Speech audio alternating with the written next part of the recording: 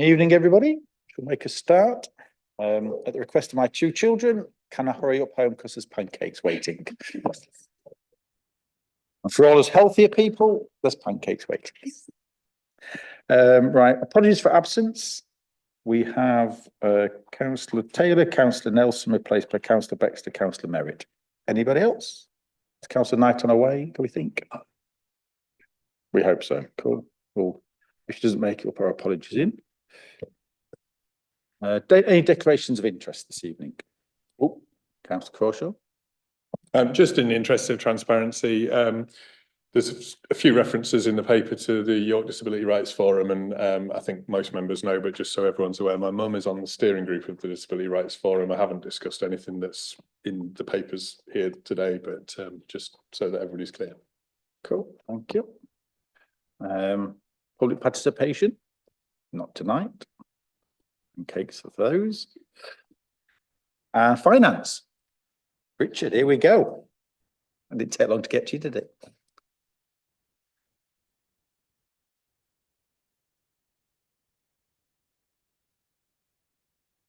Yeah, so we've got in front of you the third finance and performance monitor of the year. The last one before we do the outturn. I think the overall position for the council, which you set out at the start of the paper, is a projected overspend of about 2.6 million net overspend, and that's a modest improvement on the position that was reported to the executive for Monitor 2. For the specific budgets that this committee oversees, children, culture and communities, I think the table at paragraph 23 sets out a summary of where we are at Monitor 3. Find it, yeah, paragraph 23. So that's showing that for the third monitor, we've got a projected net overspend of about 1.2 million across all of those services. And again, that's an improvement of the position I reported to you in November at Monitor 2 of just over £200,000. And particularly in regards to children education, it's a significant improvement in some of the figures that I've been reporting to you over the last couple of years. And I think I've just pointed out in here that at a similar stage in 22-23, we were reporting a projected overspend on children education of just under 9 million. And that's now been brought down to just under 1 million over that period. With some significant progress being made, particularly in some of the key areas around agency staffing, where the numbers of agency staff have reduced from, I think it was round about the sort of mid-30s, 35, 36 mark at that time, down to a position now where the latest information I have is there were no agency staff within children and education, particularly children's social care, at the time of the third monitor.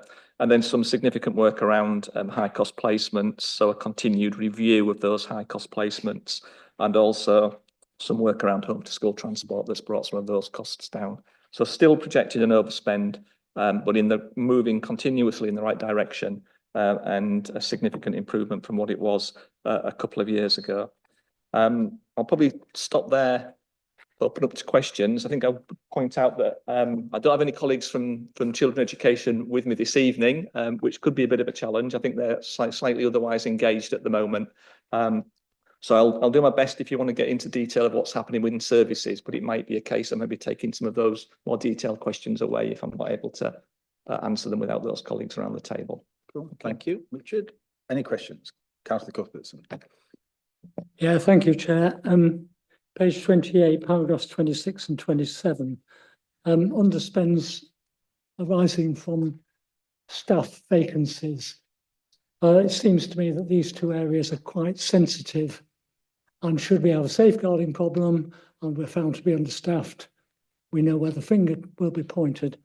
Similarly, MASH and targeted intervention teams are both quite a sensitive area of the council's children activities. And, you know, it's slightly worrying that I think this is, I certainly think we've had retained vacancies in both these areas on a previous monitor. So it just occurs to me that it's something we should be pointing out to you.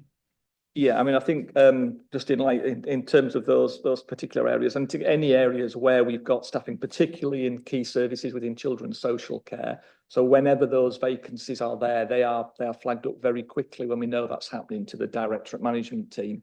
And there's a thorough review of those particular posts. And if they are deemed as needed immediately, then recruitment processes are put in place straight away. So any that are held would only be held where the director, the assistant directors were convinced that there was no particular issues in terms of holding those back. So I think it's, yes, that we've got some underspends and some vacancies there, but I think it's after a robust process of reviewing those vacancies. Just may well ask one follow-up. Yeah, I mean, I realise that it's March and near the year end and all the rest of it, but it occurs to me to ask just how long have those vacancies been open for, and what's the risk that we've been holding to ourselves since the last monitor. I don't need to talk about the difficulties were we to have a problem in those areas. Yeah, I mean, in terms of the actual time length, I couldn't tell you that off the top of my head, so I'd have to get back to you on how long any vacancies have been kept open. I mean, again, and I will ask for a comment, particularly on those ones from the director of safeguarding. But my understanding is that there shouldn't be any risk from those because of the process that's been gone through before that. Any that are needed are recruited to immediately. Thank you, Chairman. I've got a supplementary to that as well. Do you know what the split is? Because 95 grand, is that 90 vacant post, 5 income increased, or 90 increased and 5 vacancy? Doesn't, because it's quite significant, the difference between income, and there could be no vacancies or a small vacancy. Yeah, I think it's probably about 2/3 split on income and a smaller figure on the after staffing bit in that area. I just need to double check that for you. Cool, thank you. Councillor Crawshaw. Thanks, thanks, Chair. Just one point that I'm going to make, and I appreciate completely, Richard, that you're not the person that can deal with this, but I just want to air page 29, paragraph 39, where it's talking about the high needs pupils, and the last sentence of that paragraph says that there's a significant increase in demand for places in York, exacerbated by tribunal decisions. I think that language is awful. The tribunal decisions, if they're being found in favour of families, it means there is need. So the pressure isn't being exacerbated by the tribunal decision. There is pressure because there is high need. And I think it's really important that families don't feel that they are in any way a burden or an undue demand on council services. So I'm just wanted to air that point. Questions that you may be able to answer.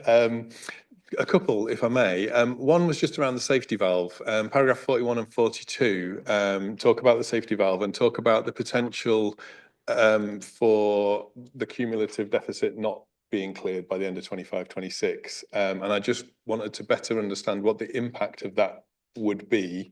Is it just a balance sheet impact, or is there something more significant that may come from that? Okay, yeah. So in terms of the safety valve, the plan that we agreed, or the plan that we agreed with the DfE, was to bring the cumulative deficit on the DSG back down to a balanced position by the end of 25-26. At the time we did this monitor, we had some concerns that might not be achievable. We thought we might be a few £100,000 adrift of that at that point in time. I think since this monitor was written, we've had to do a further update to the DfE themselves on our progress against the plan. And at that plan, it did show that we would have made that target by the end of 25-26. So it's a slightly better position. It's only by a few £100,000, but that would deliver on the council's commitment it made as part of the safety valve, and then would secure the last payment of funding from the DfE, which I think was 1.5 million, was due in 25-26. I think the concern is that once the contributions through the safety valve, so we've got 1.4 million this year, 1.5 million in 25-26, that gets us into that balanced position. Cumulatively, the last couple of years, the in-year position has been supported by those additional safety valve contributions. So when you move into 26, 27, so outside of the period, the DfE will sign off and say they've delivered a balanced budget. There are challenges from 26, 27 onwards in terms of maintaining an in-year balance and not letting that cumulative deficit drift off again. So we do need to see what's coming through within the high needs settlement for 26, 27 before we can form a full view on that. But there is a risk beyond the safety valve rather than so much within the safety valve at the moment is how I would summarise it. Thank you, that's helpful. And if I may, I just had a second question. Apologies that this might be a little bit vague and it might be something that you and I each need to go away and get a bit more information on. On my way in, I was reading something that's been in the news today nationally around, again, it's around SEND and around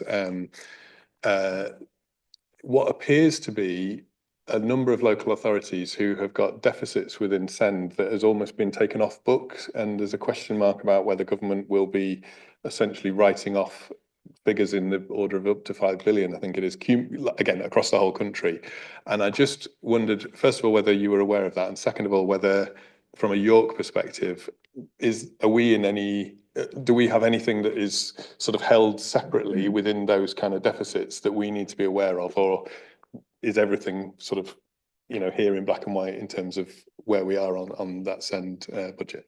I mean, just to answer the last bit first, everything in terms of that is on here, it's in the paper, there's nothing separately hidden. I think the issue you're talking about is where for the last 4 or 5 years, the government has allowed local authorities to carry significant deficits on their ring-fenced DSG forward, and they have not had to write them off by using general fund resources, so effectively to fund them from the council tax and other resources. That comes to an end, that opt-out comes to an end at the end of 25, 26, I think is the right year it comes to end of that. If it's not continued, then there'll be a lot of authorities who will have a significant issue. They'll have to look at writing off some of those deficits in the DSG from their general fund resources.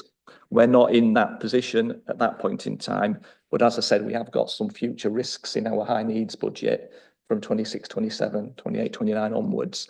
So we could potentially move into that position, although not to the same degree of any of the authorities that I've probably been reading the same things as you. Some of them have got tens of millions. I think I read one that was nearly up to £100 million worth of potential deficit, where we're not in that position at all. Our high needs will be probably in a small surplus by the end of 25, 26. It then may start to suffer a little bit, but not to that same degree. Thank you very much. Thank you. Thank you, Chair.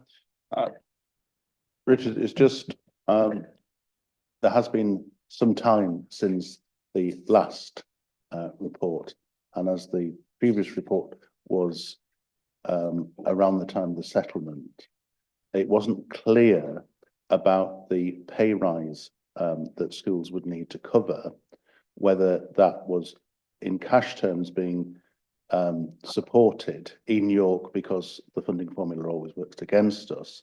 So it is understanding if there have been any clearer indications from the DfE that in years going forward that York schools will be fully funded the pay rises that have been agreed nationally, or whether it'll be another example of us losing out, because it's going to impact on every school's budget meeting. Yeah, so I think you're talking about the pay award from September 2024, so that came partly through the current year for teachers. So the schools were budgeting for a particular level of pay award, and we advised them to assume in terms of their budgets, particularly for the maintained schools that we have close responsibility for, to assume that would be fully funded by the DfE when that grant came out. It appears from the way schools have been submitting their revised budgets that most of our maintained schools were slightly more cautious than that and assumed that wouldn't be fully funded. It was, by and large, fully funded by the DfE for the 2024 pay award. So in the overall position in terms of where schools thought they were in 24-25 financial year, our maintained schools, the majority of them were a little bit better off than they expected to be once that funding settlement came through. That's not been the past for previous settlements, which I think is what you're alluding to. And previous settlements, it's always been a little bit on the short side in terms of covering the full costs of that. But for this particular one, we believe, at least for our maintained schools, it's been pretty close to fully funding that pay award. Just to follow up, because there was a difference between the first financial year and then it was the going forward in subsequent years that was the concern. So has that been clarified that we're no worse off? Yeah, in terms of moving to 25-26, the DfE, because it came as a separate grant in 24-25, they have put that into the national funding formula for 25-26. And as far as they can do these things, because they have to do that at quite a sort of macro level, my view is they've been as fair as they possibly could in how they've mainstreamed that into the main funding formula for 25-26. There will be some schools that might get a little bit less than they might have wanted, and there'll be some schools that might get a little bit more when these things are put into a more general formula. But my view is they've been as fair as they probably could have been in terms of doing that. The one thing we don't know yet is how much funding schools are going to be getting for the increased employer national insurance contributions from April 25. So we haven't had the full announcement on the allocation of grant that schools will get for that. So that's the bit where there's still some level of uncertainty, although the DfE are saying that they would intend to fully fund that for direct staff. Yeah.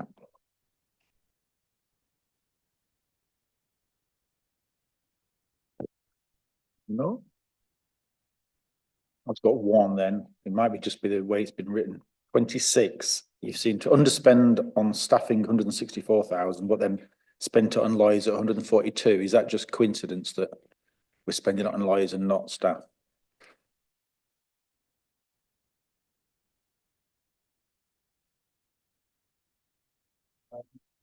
I think they are. We've got two probably unrelated issues there. They're in one paragraph. So yeah, Let's hope so. I think it's probably lost a little bit in the editing down from my longer version of this, obviously into this version. So yeah, they're two completely unrelated issues. We've got pressure on legal things, and we've got elsewhere in safeguarding interventions, but underspend on sterling. So they're not related.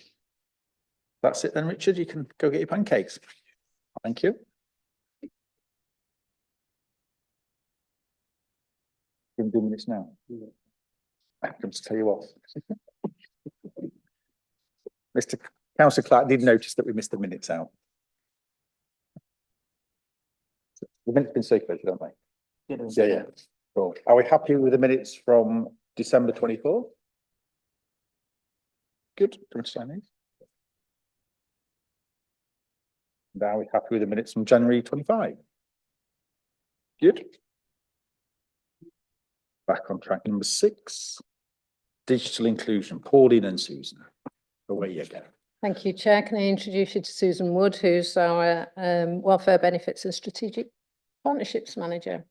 And she hasn't moved with David Walker to Financial Services with Revenues and Benefits, because Susan is very much part of customer services and key customer partnerships within the city. And I think that's really important that Susan stayed with us for that purpose. So I will summarise elements of the report. I'm assuming you've read it and understand the challenges around digital exclusion in particular, and the map shows you there the areas of York that our business intelligence team feel from the data that they have are the areas that still suffer from digital exclusion. And some of that will marry up with the fact that particularly in rural areas and some of our city centre areas are still struggling with connectivity. And I'll talk about that a little bit at the end of the report. But we know digital exclusion to be prevalent where connectivity is an issue, skills are an issue, and access to equipment is an issue for our residents. And the other element of the mapping is obviously related to deprivation as well. So page 49 goes into the history of the Digital Inclusion Partnership, which I'm really pleased to say is alive and well, that we've had for some years now. And I would like to say that this is a true demonstration of community development. We didn't have any resource for digital inclusion within the authority, not in the same way as we have for financial inclusion.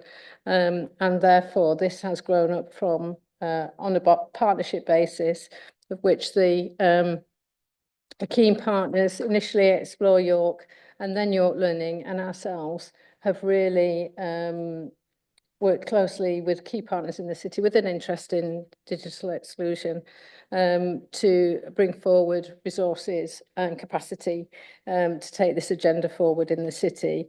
The partnership has been successful in securing funds for a digital inclusion coordinator who works part-time for the libraries and part-time on this agenda. And we've, through Household Support Fund, managed to secure funding for that role for another year.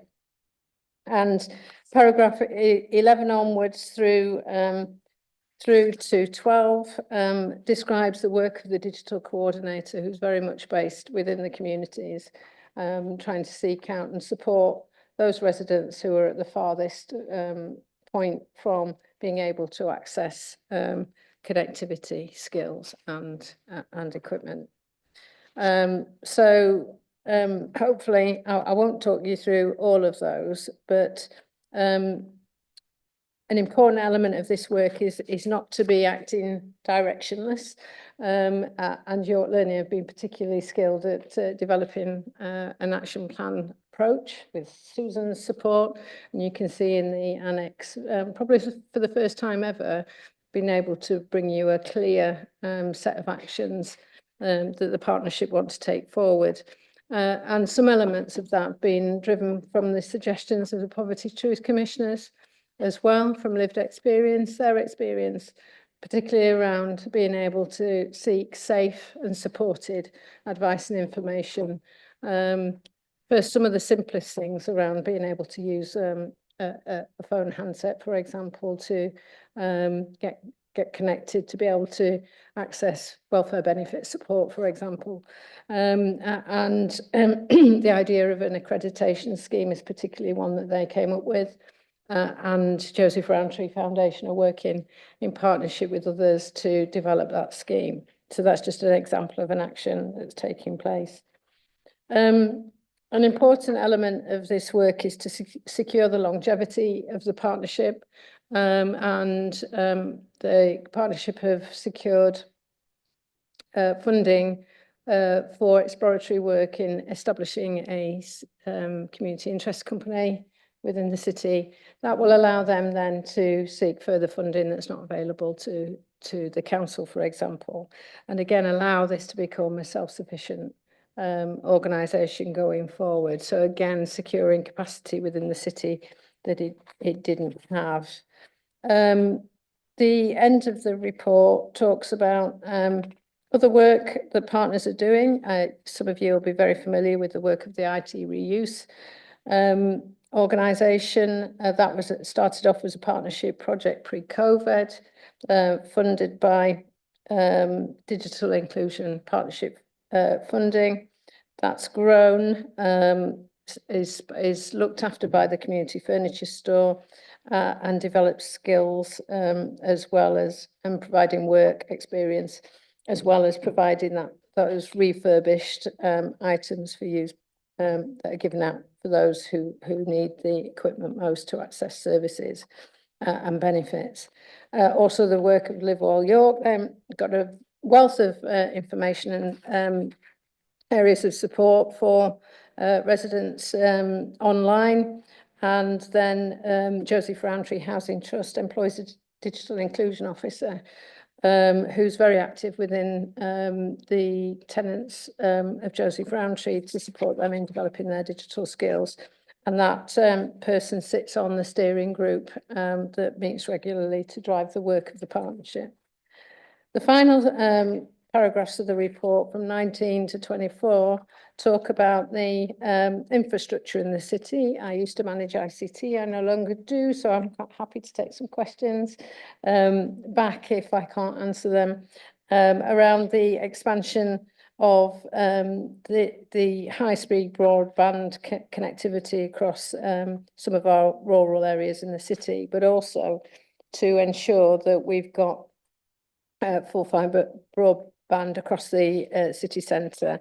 And you can see there that the expansion of broadband in the city centre, particularly for businesses, is increasing quite significantly.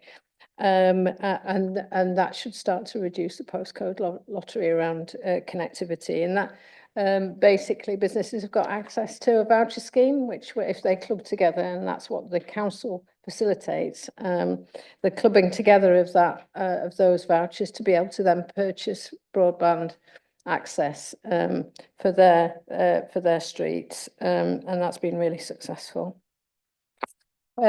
Also, the report talks about the access to free Wi-Fi across the city. And I know the various scrutiny committees have talked about connectivity in the past for housing developments, but there's real challenges around that, about the strength of a free Wi-Fi facility when people do actually want to do quite a lot, heavy lifting. As far as streaming and being able to work from home, for example, or access services, and that would be difficult to do under a free Wi-Fi facility. So the aim of the programme is to provide choice and also help and support with broadband affordability. And certainly Susan is the first person to promote each year the offers from a lot of the main data providers in the UK to help those who can't afford the data. And then it goes on to talk about 5G networks as well. So happy to take any questions, and Susan here has more detail if needed. Thank you, Pauline. Questions?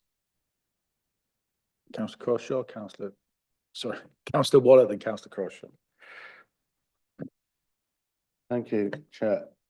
I think my question would really focus on the digital exclusion risk map, which is a little confusing, really, because working on the ventiles, which is a new word, some areas that are where the risk is highest versus the risk is lowest, within Westfield is a bit mixed relative to the other indicators of risks of exclusion.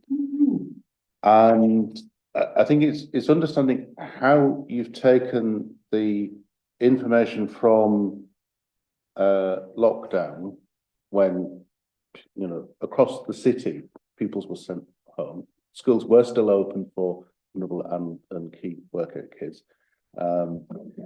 But it's taking on that experience, as well as experience of people working from home, where there were many people in the city centre who really struggled with connectivity, and there were rural people who it was fine, which was counterintuitive. So it's mapping that experience of where the connectivity issues were the key issue, where the affordability of connections was the issue, and then the affordability of kit, because there were a lot of schools that didn't get all the Chromebooks that they really wanted. So it's matching those three boxes and saying, this is where we're at. And then in order to attack the not spots and those areas that people are missing out relative to the rest of the city, what initiatives are going on? I recognise that the IT reuse collects a lot of material, and at the same time you've got the overlay of more and more organisations are assuming that the public will access them through the internet, and that's creating more exclusion in particular sectors of the community where it's actually becoming more prevalent than even during COVID lockdown. There was a lot in there that I would say just yes to. I think it's complicated, isn't it? Because you need that mix of skills, equipment and connectivity to be able to access properly. And I think that what this map demonstrates is that there are still areas where people will struggle on any of those fronts. So the answer yes to, you know, there will be gaps in all of those. I think is reflected in the map. I think what the partnership has tried to do is identify those areas and those populations primarily from those who can't afford access, rather than those who are not may not have super fast broadband. That issue is tackled through the ICT team, the Digital City team. But I don't know if Susan wants to talk about how you target individuals and maybe the plan to use some of the data that we've got in future to target those individuals who are at the furthest distance from any support. Yeah, the data that is one of the things that we've struggled with recently. We did have some data when we first started the partnership. We had I can't remember what the organisation was called now. Citizens Access, yeah, that did some data for us. But that data now is obviously out of date, and it's been difficult for us to get more up-to-date data about exactly some of those different splits and different areas and that's one of the key priorities, I think, of us going forward. And we've talked quite a lot about that, about how we know. We do have we're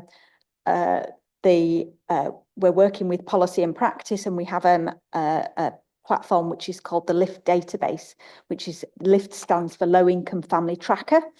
And what that does is that takes our cohort of people on council tax support and housing benefit and enables us to take that cohort and match other data against it. And so we're starting to use that data to explore how we can do different things and target down to street and ward level with different initiatives. We haven't used that yet with this because we've been focusing on things like pension credit, which was the priority over the winter. But we're trying to bring together that data and look at how we use it so we can target it more effectively. As we've said, that the main focus that we've been taking around is encouraging people through those three areas. One is how do we make sure that people can afford connectivity. So we have outlets that can provide data SIM cards. So IT Reuse have those, the libraries have them, various other organisations around the city have them, and we promote them through things like the local area coordinators and the housing management officers should all know how to access those SIM cards. So it's not, and then we've got the IT Reuse scheme to provide actual IT equipment. Again, one of the big things that we constant priority around IT reuse is how we get enough kit. We have applications come through on a regular basis, but just keeping the level of the right kit for the right people, which is the thing that people are. I guess there's the demand for big desktop computers isn't great for people to do everyday IT these days, but businesses have some of those that they can give us. And what actually we want is smartphones and tablets, because that's what people can do. And actually the change in the economy in relation to people not being able to give away their old phone, but also the move in trade in your old phone, because then you get a discount, reduces the amount of spare kit around. So that's a constant thing about the way things are changing so quickly, is how we keep up with those and ensure that we get enough kit through. But the IT reuse scheme have done lots of stuff with that, and we were just talking about Anaplan and trying to talk to businesses about how we have those connections rather than just individuals giving out mobile phones. But then one of the real key things as well is people's skills and people's confidence in doing it. I had was out at one of the outreaches talking to somebody who was having trouble with their housing benefit claim, I think it was, and how they were contacting the council to make sure that we got the evidence that they needed, their bank statements and things, to make sure that we could assess their claim.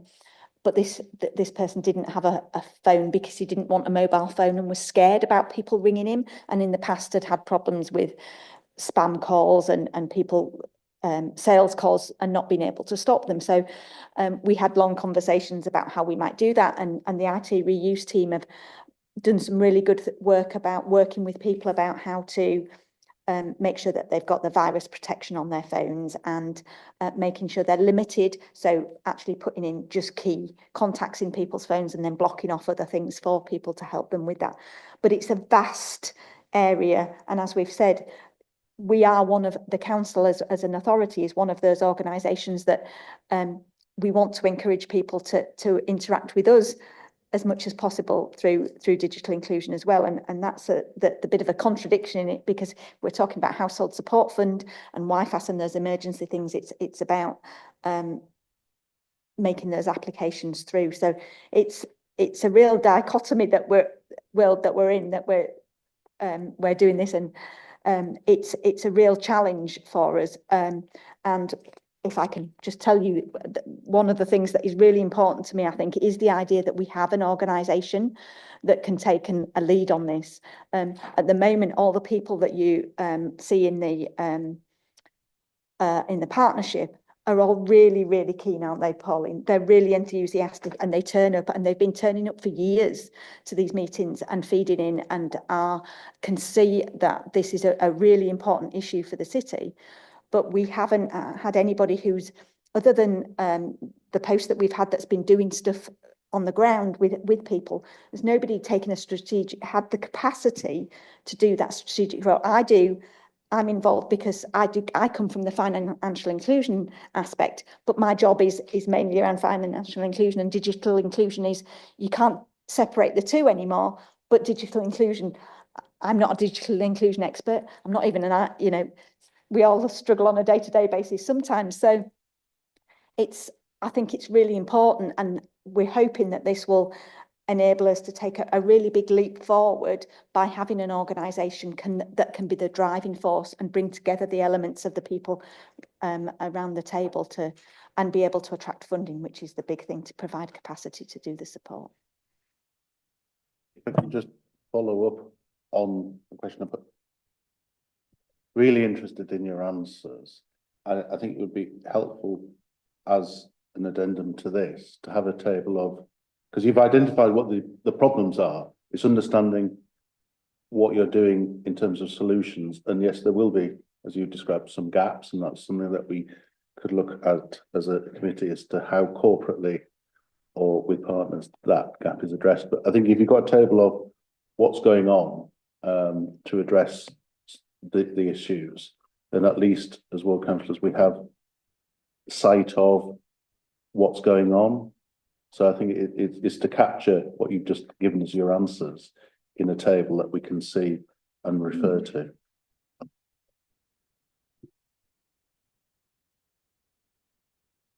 Thanks, Chair. I've got a couple of sort of themes that I just wanted to go at. So I'll give you the first one first, if that's all right, and then come back on the second one. The first one was just around the digital infrastructure particularly, and I appreciate some of this may be more for ICT Digital City based on what you were just saying just then. But paragraphs 19, 20 and 21. First of all, I will just say at the end of 21, it says members may wish to consider whether this falls within the remit of digital inclusion. I think it probably does, or if it doesn't, we certainly need to kind of keep a sight of how the infrastructure is developing, because I'm wondering whether that 76% of the whole city having access to high-speed broadband, what the variance is across wards, and in particular within sort of low super output areas, I imagine that there will be parts of my ward that are much higher than 76%, and I know for a fact there will be areas that are significantly below that, and just making sure that we're targeting support at that. And in particular on that, I was interested with what you said around businesses being able to club together to access that better infrastructure.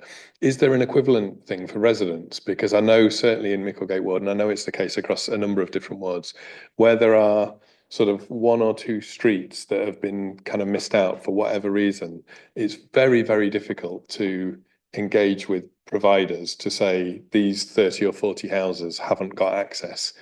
And if there's anything that we as a council can do to kind of amplify that voice or support that voice, and as I say, if there's something running for businesses, if there's a way of being able to, you know, use it to assist those residents, I think that that would be very welcome.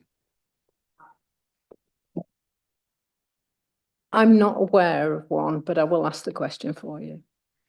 Okay. Thank you. I think that would have a lot of support if there's something that could be done. The other thing that I wanted to just mention or sort of ask about really was just over the page on 54, there's a sort of list of various different organisations that are being talked to, and that's really great. There's a couple that I know of in my ward that are not on that list. I'm assuming it's not an exhaustive list, but if organisations do want to engage and feed in, what's the best way of doing that? Your microphone's not on. Yeah. There is now, do I know what the email? There is a digital inclusion at york.gov.uk email, and I'm not sure whether it's digital.inclusion or digital inclusion. But there is a page on the Live Well York website for Digital Friendly York that does have that link on it. So if people go to the Live Well York page on digital inclusion, it tells you about the partnership and how you can get involved and who to contact, and it's an open forum. Anybody's welcome to come along. That's great. And then sort of building on again the theme of some of what you were saying, I just wanted to give the feedback really and sort of ask. So I'm involved in the Collective Share House, which is one of the food providers in the city and in the ward, and we've had benefits advisors coming down to the Share House. That has been absolutely phenomenally brilliant and really successful. We've got a team of volunteers who have all sort of trained as money guiders, who are having conversations, and you know that's really positive. And I think that overlap between that financial inclusion and digital inclusion is huge. But I'm also aware that service is either being stretched or there's been some changes within the service, which means that there hasn't been a benefits advisor being available. I don't know if there's a longer term plan for them to come back. I don't want to say necessarily specific to one particular place, because I appreciate there's lots of different places, but that sort of balance between having volunteers who've got the knowledge and experience or confidence to have those financial conversations, and then being able to really directly say, and here's somebody who will help you with going through that. You know, whether it's the financial inclusion or the digital inclusion, they're both the same thing, basically. It's so important having it there and then. That's what we observe, is that you'll have the same person coming back repeatedly and never actually doing anything. But if there's a person sitting there who you can say, well, why don't you go and actually speak to them right now? So I don't know, again, if there's anything within the digital inclusion that can help to support that, or if there's anything that we as ward councillors can say in terms of testimony or whatever. But it was brilliant. It would be a shame if it didn't continue. There are two.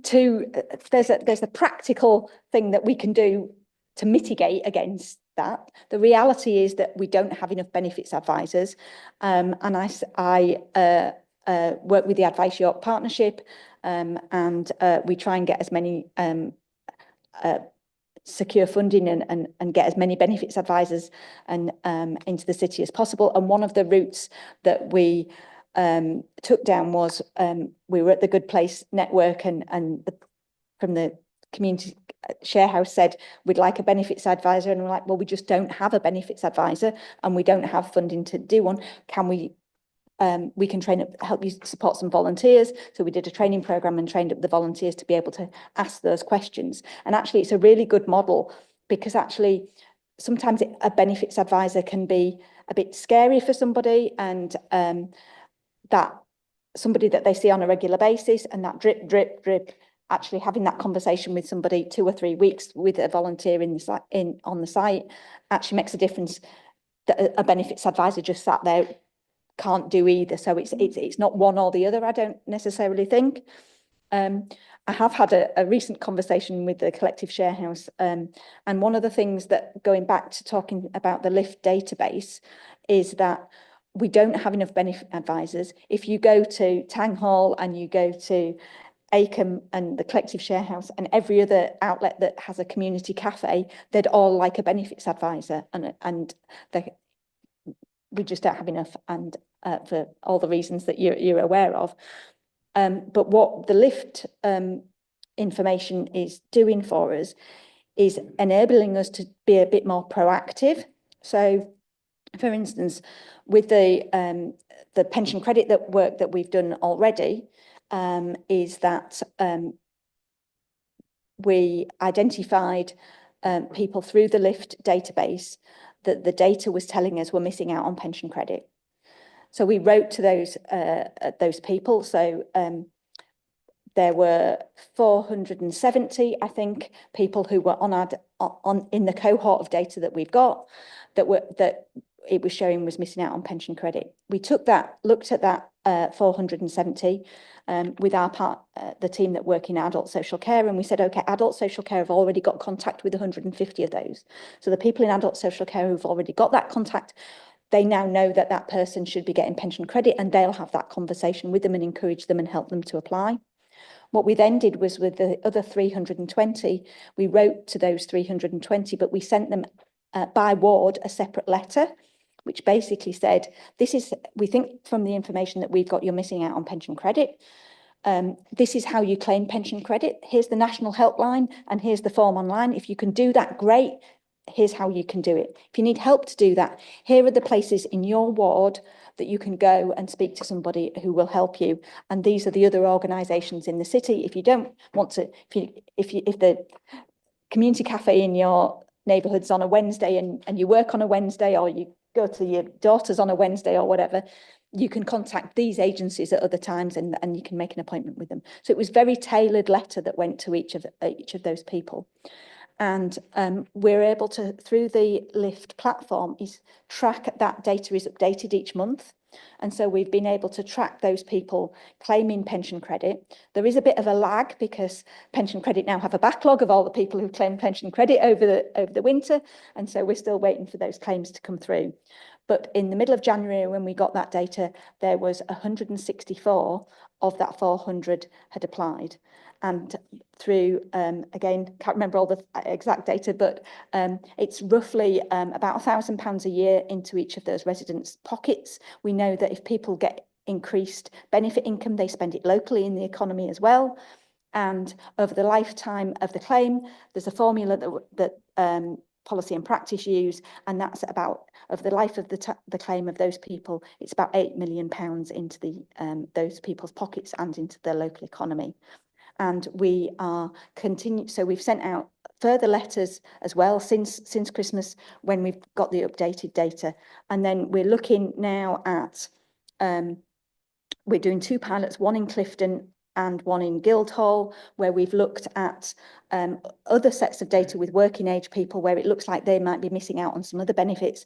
And we've written to them and invited them to come. Very small cohorts, 20 in each at the moment, just so that we can test how that works and make sure that we're doing the right thing, and that we've got enough support. It's that benefits advisor. We're talking about people who potentially could be moving from legacy benefits to universal credit. They need specialist advice to be able to make sure they're making the right decision. We don't want to do that lightly. So we're testing it out and making sure that it works, and that we've got trained people who are having those interviews, both with Guildhall Citizens Advice are doing it, and then we've got some council staff and Peas Home Charity in Clifton. And so going back to your Clifton thing about the collective share houses, one of the things we want to do with the collective share house next is look at the LIFT data for that area and say, are there people in the around the collective share house that we can write to who potentially would be missing out on particular benefits, and put some of the resource in that we've secured through the household support fund to support that LIFT database work in the collective share house and other community cafes around the city. If I could just super quick, I mean, that's all great and really helpful, and thank you very much for that. Just the thing that I observe, because we do our ward surgeries in the collective share house, and I'm on the steering group and see the numbers, and when we've had benefits advisors, we've then had a drop off of the number of people who are using the service. So that tells us that we think that that's been really successful. And then when we haven't had benefits advisors, we slowly see it start to pick up again with regular people coming back. And I see that conversation happening where you're absolutely right. If it's a familiar face and people are having that conversation in the money guider sense, that opens it up. But where there's a real hurdle, I think, is it's one thing to have a conversation with somebody that's a friendly, familiar person, to actually then take the step of, whether it's applying for something or starting to try and tackle what you might or might not be eligible for. If that step is made as easy as possible by virtue of essentially being able to say, go and sit down on that chair there and talk to that person who's sat there waiting for you. And I appreciate in some respects that's, if we had all the money in the world, we could do that everywhere. I get that. I do get that. But it does seem to me to be a very good way of getting people who would otherwise not be able to claim or access support to access that support that they're eligible for. And so when we're thinking about allocating our tight resources, for my money, those frontline benefits advisors, as whether it's as part of digital inclusion or financial or whatever, it is a really good way of spending that money.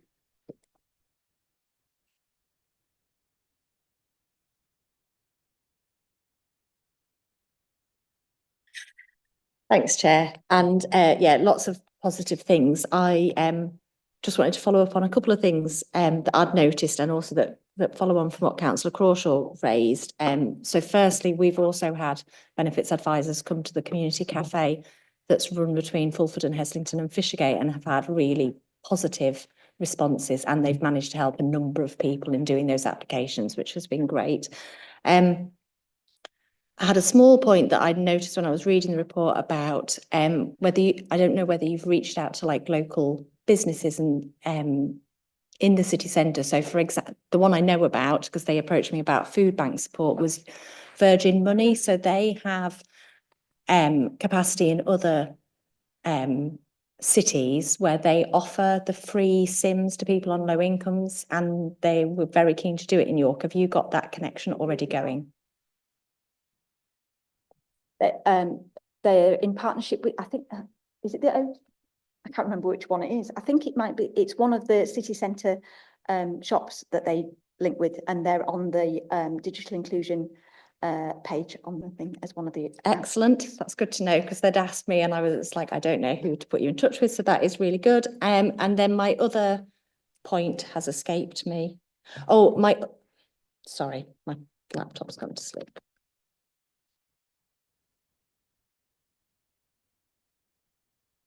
I'll come back on my other question because it has escaped me for the moment, but thank you. If there is anybody that that still wants to have a conversation with us, please put them in touch with me and I can talk to them. Thank you. Questions? No? Councillor Merrick.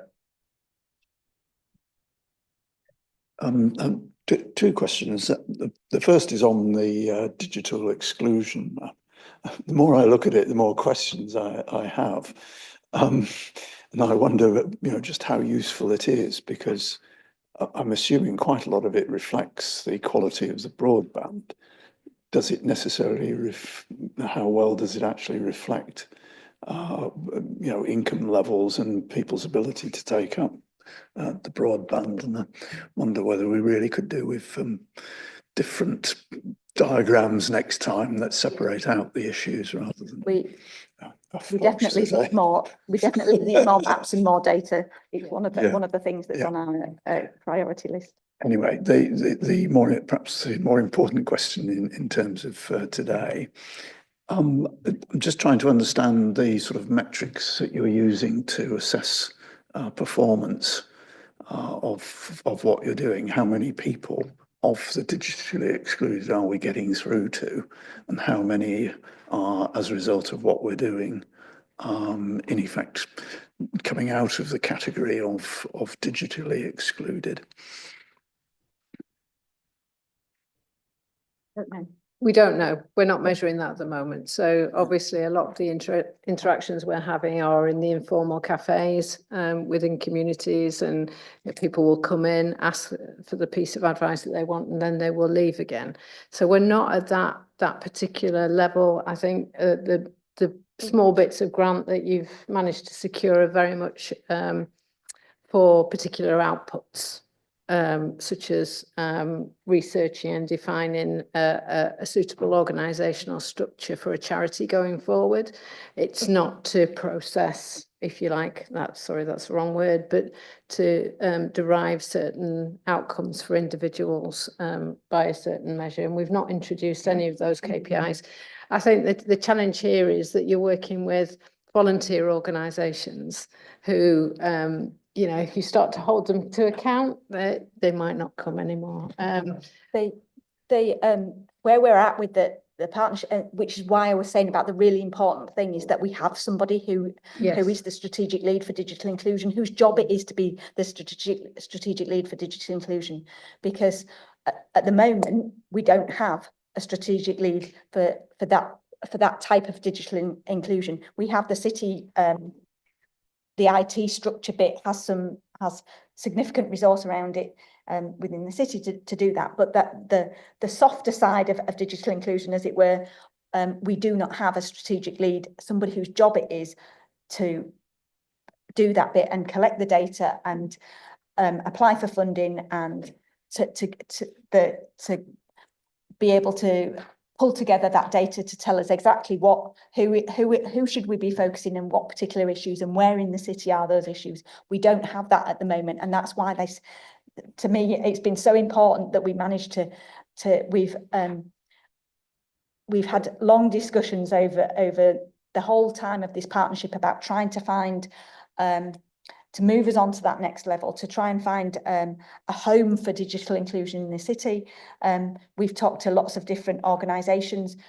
Community Furniture Store took up the idea of the IT reuse scheme and have developed that really great, and they do a really fantastic job of that, because that model fits with the model of the service that they do. But their ethos and their key function again is not digital inclusion.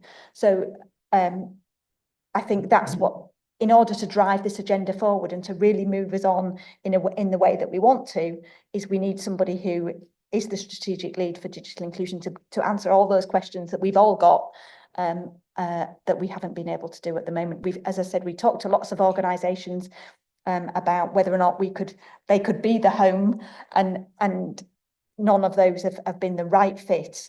And that's why we, as a collective, we decided that we needed to create something with an identity of digital inclusion that can take forward all these ideas that we've got, all these things that we want to do, and that can coordinate that, so that when we do bits where somebody's pulling all that together in a strategic way that will address the issues going forward. Because at the moment we're all enthusiastic about the bits that we do, but they're all separate pieces of the jigsaw at the moment a little bit.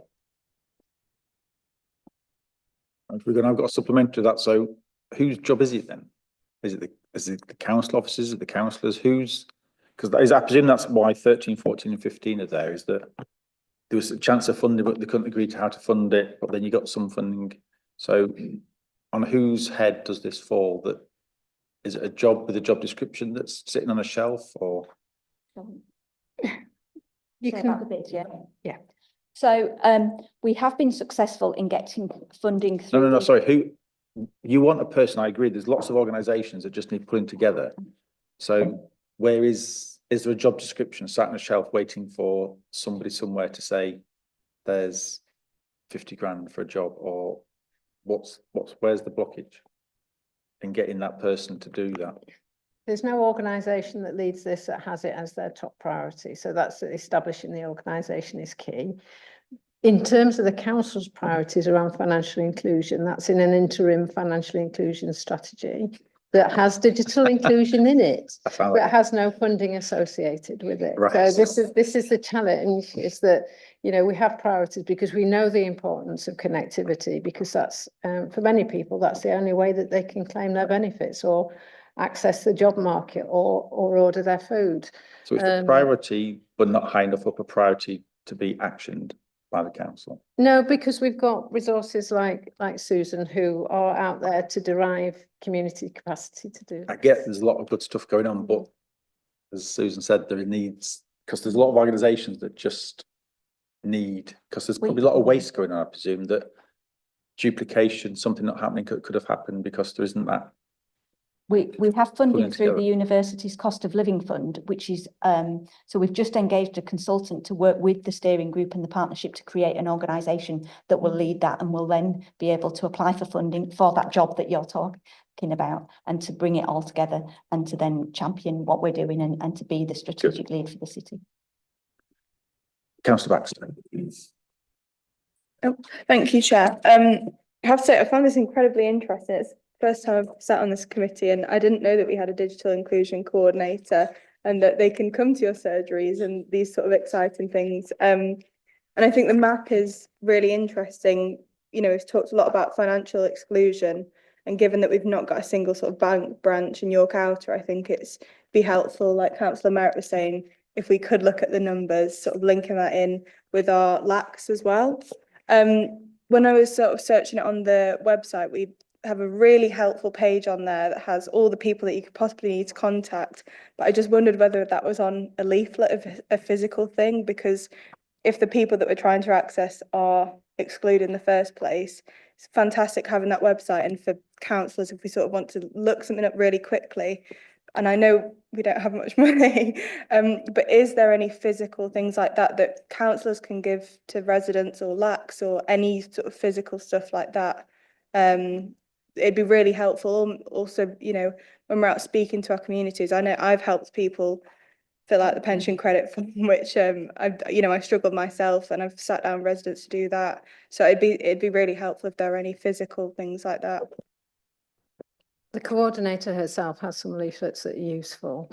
I take your point that all the support appears to be online for people who can't get online, and that's the problem that we've got. We've also got our, Susan will correct me, our Managing Your Money leaflet. What is it called? Oh, she's going to get one out now, which hopefully you'll all be familiar with. To also that will take people through the kind of support that they need, whatever that is. Yes, worrying about your money. Yeah, these have all got phone numbers on. So these leaflets are all the leaflets that we put out around any benefits, things that saying to people, if you need help to apply online, these all have phone numbers on that you can ring somebody to ask for help. So just to then come back to the action plan and the action in there to develop an accreditation scheme within communities, so people know where they can go to get some help. And that might be about not having any data. Where can they get a SIM from, or to enhance their knowledge, or to use an app, or whatever it may be, a safe space that people can go to, was felt to be really important, because stigma is an issue for some residents. They think, you know, everybody knows how to use a phone, don't they? But many don't. And what I found with some colleagues from the Poverty Truth Commission is that they had a 3G phone. And therefore being able to access websites was a real challenge for them. So actually, it wasn't that the fact that they couldn't use their phone or didn't have the skills, it was a fact that they actually needed to get upgraded equipment, so needed some support in going to IT reuse to see if they could have a higher spec phone, and then you can help them with their skills and access. So I think if we can make something of that accreditation scheme and really give it some weight behind it, and Joseph Roundtree are particularly active in that particular field, and they're doing some great communities work, so we're hopeful that that will start to take off. I don't know if that answers your question, but thank you.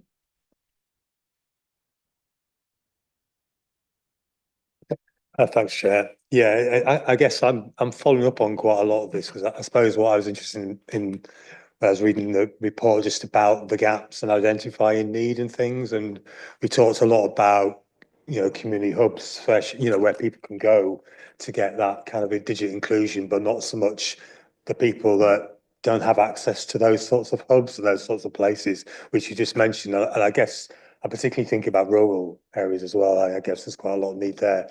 I just really need to know a little bit more about whether, you know, whether there was kind of considerations of that, or whether that's sort of like the next stage, which I think is what you were kind of suggesting, basically. Yeah. So it's really a comment on that basis.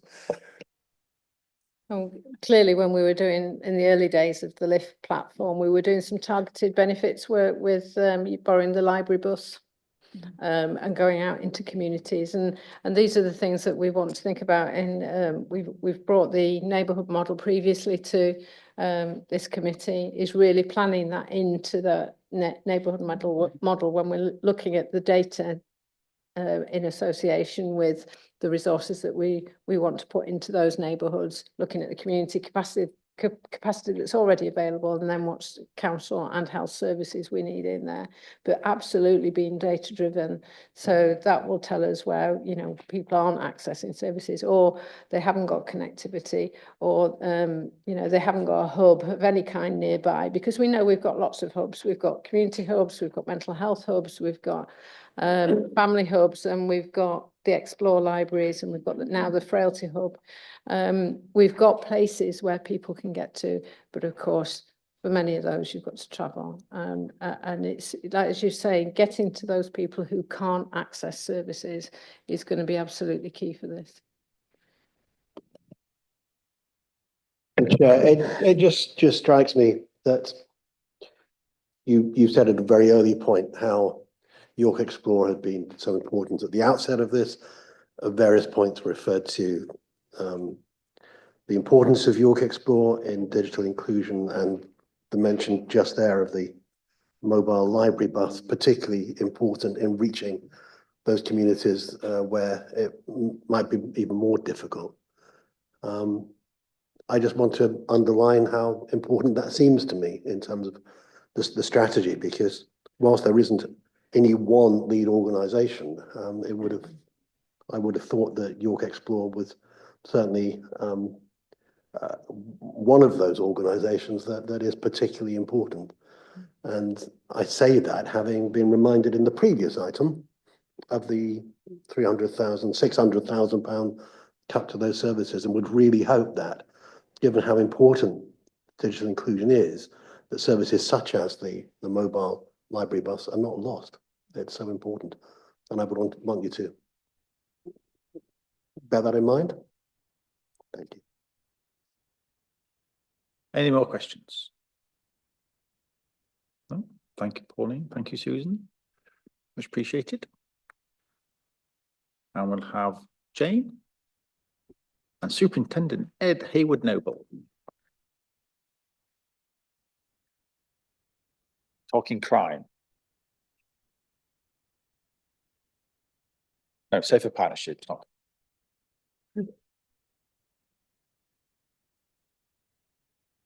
Good evening. So it's quite a while since I think I've been to this scrutiny committee. So we've had a few changes since the last time I went. So obviously we've got a new area commander, new chair of Safe York Partnership.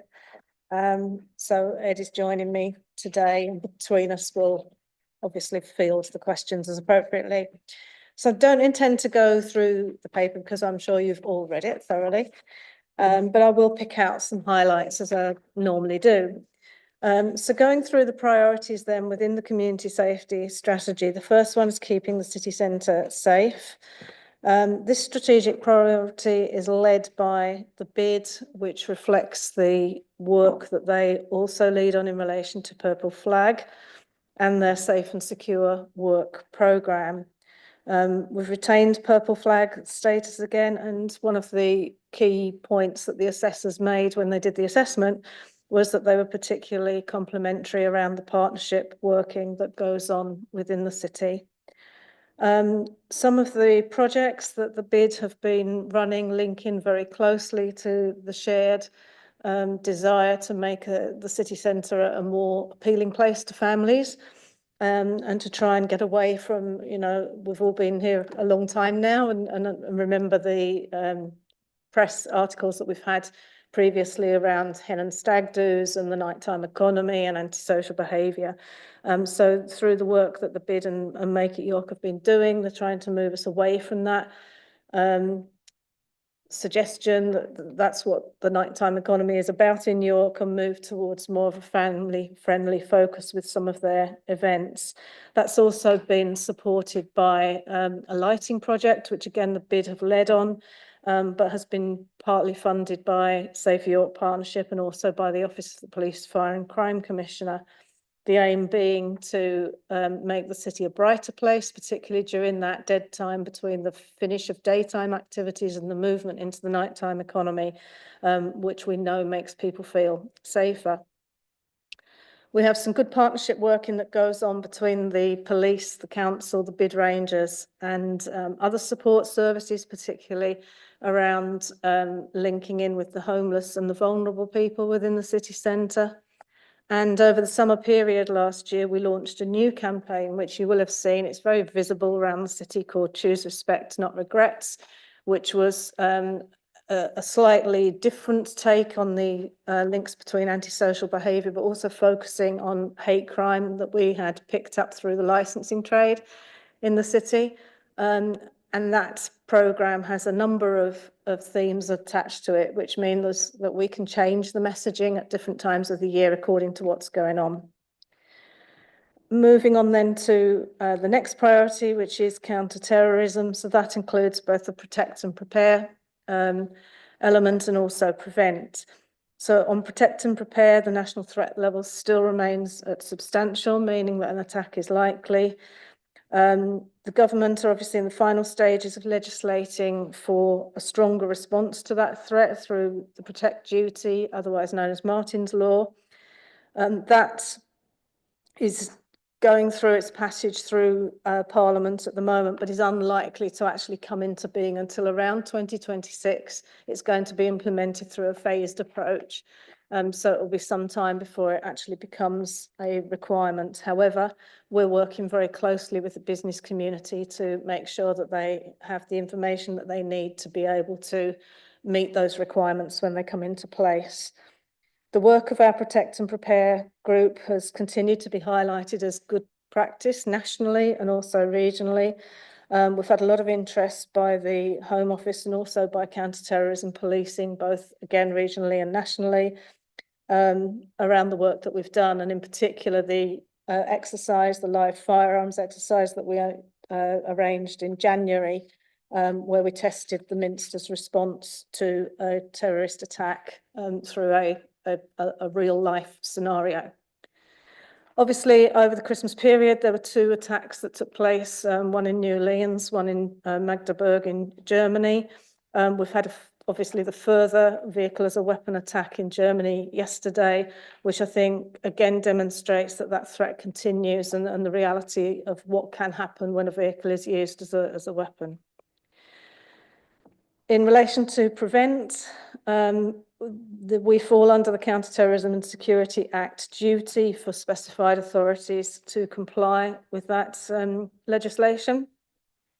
Obviously, following the Southport incident, there's been a very heightened interest from the Home Office in relation to how we are managing the prevent process, and we've come under quite a bit of scrutiny in relation to that.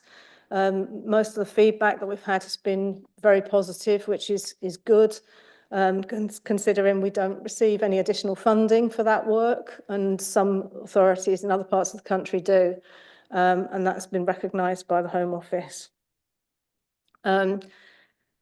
What I can say is that in relation to the referrals that come through the prevent process that go into our channel panel, these have increased massively. And speaking yesterday to counter-terrorism policing for York and North Yorkshire combined, they've seen 110% increase in referrals. So it's massive. And the number of cases that we have in the channel process at the moment is the highest that I've ever known. That's a positive thing because I think it demonstrates that following things that have happened, the discussions that have taken place in the media around prevent and obviously what happened in Southport has made people more inclined to make those referrals, which is a good thing. We've invested a lot of time into training and awareness raising across both York and North Yorkshire, and that is really showing now in the increase in referrals. In relation to domestic abuse, again, we have statutory duty placed on us as an authority in relation to domestic abuse under the Domestic Abuse Act 2021. Whilst much of the work takes place across York and North Yorkshire to reflect the movement of both victims and perpetrators between the two authorities and to maximise the opportunities for commissioning services in the most cost-effective way. However, the Act does make it very specific that we do have to have separate arrangements in place as an authority ourselves. We do this through the Domestic Abuse Partnership Board for York, and they work to their own action plan, which includes a lot of work with housing as well in relation to accommodation provision for victims, but also making sure that we've got service provision in place to support perpetrators as well, to move them away from that behaviour. Safe and supported communities. This includes the work that you will be familiar with through the joint community safety hub between ourselves and North Yorkshire Police. The work of that hub has increased massively again in the last 12 months. However, the success of that joint working has really shown itself in some of the results that we've had in bringing about relief from serious antisocial behaviour to communities across the city. Obviously, a lot of the antisocial behaviour that we deal with is combined by wider complex mental and physical health needs. And close collaborative working takes place between ourselves in the hub, with housing, with the social care teams, with the neighbourhood policing teams.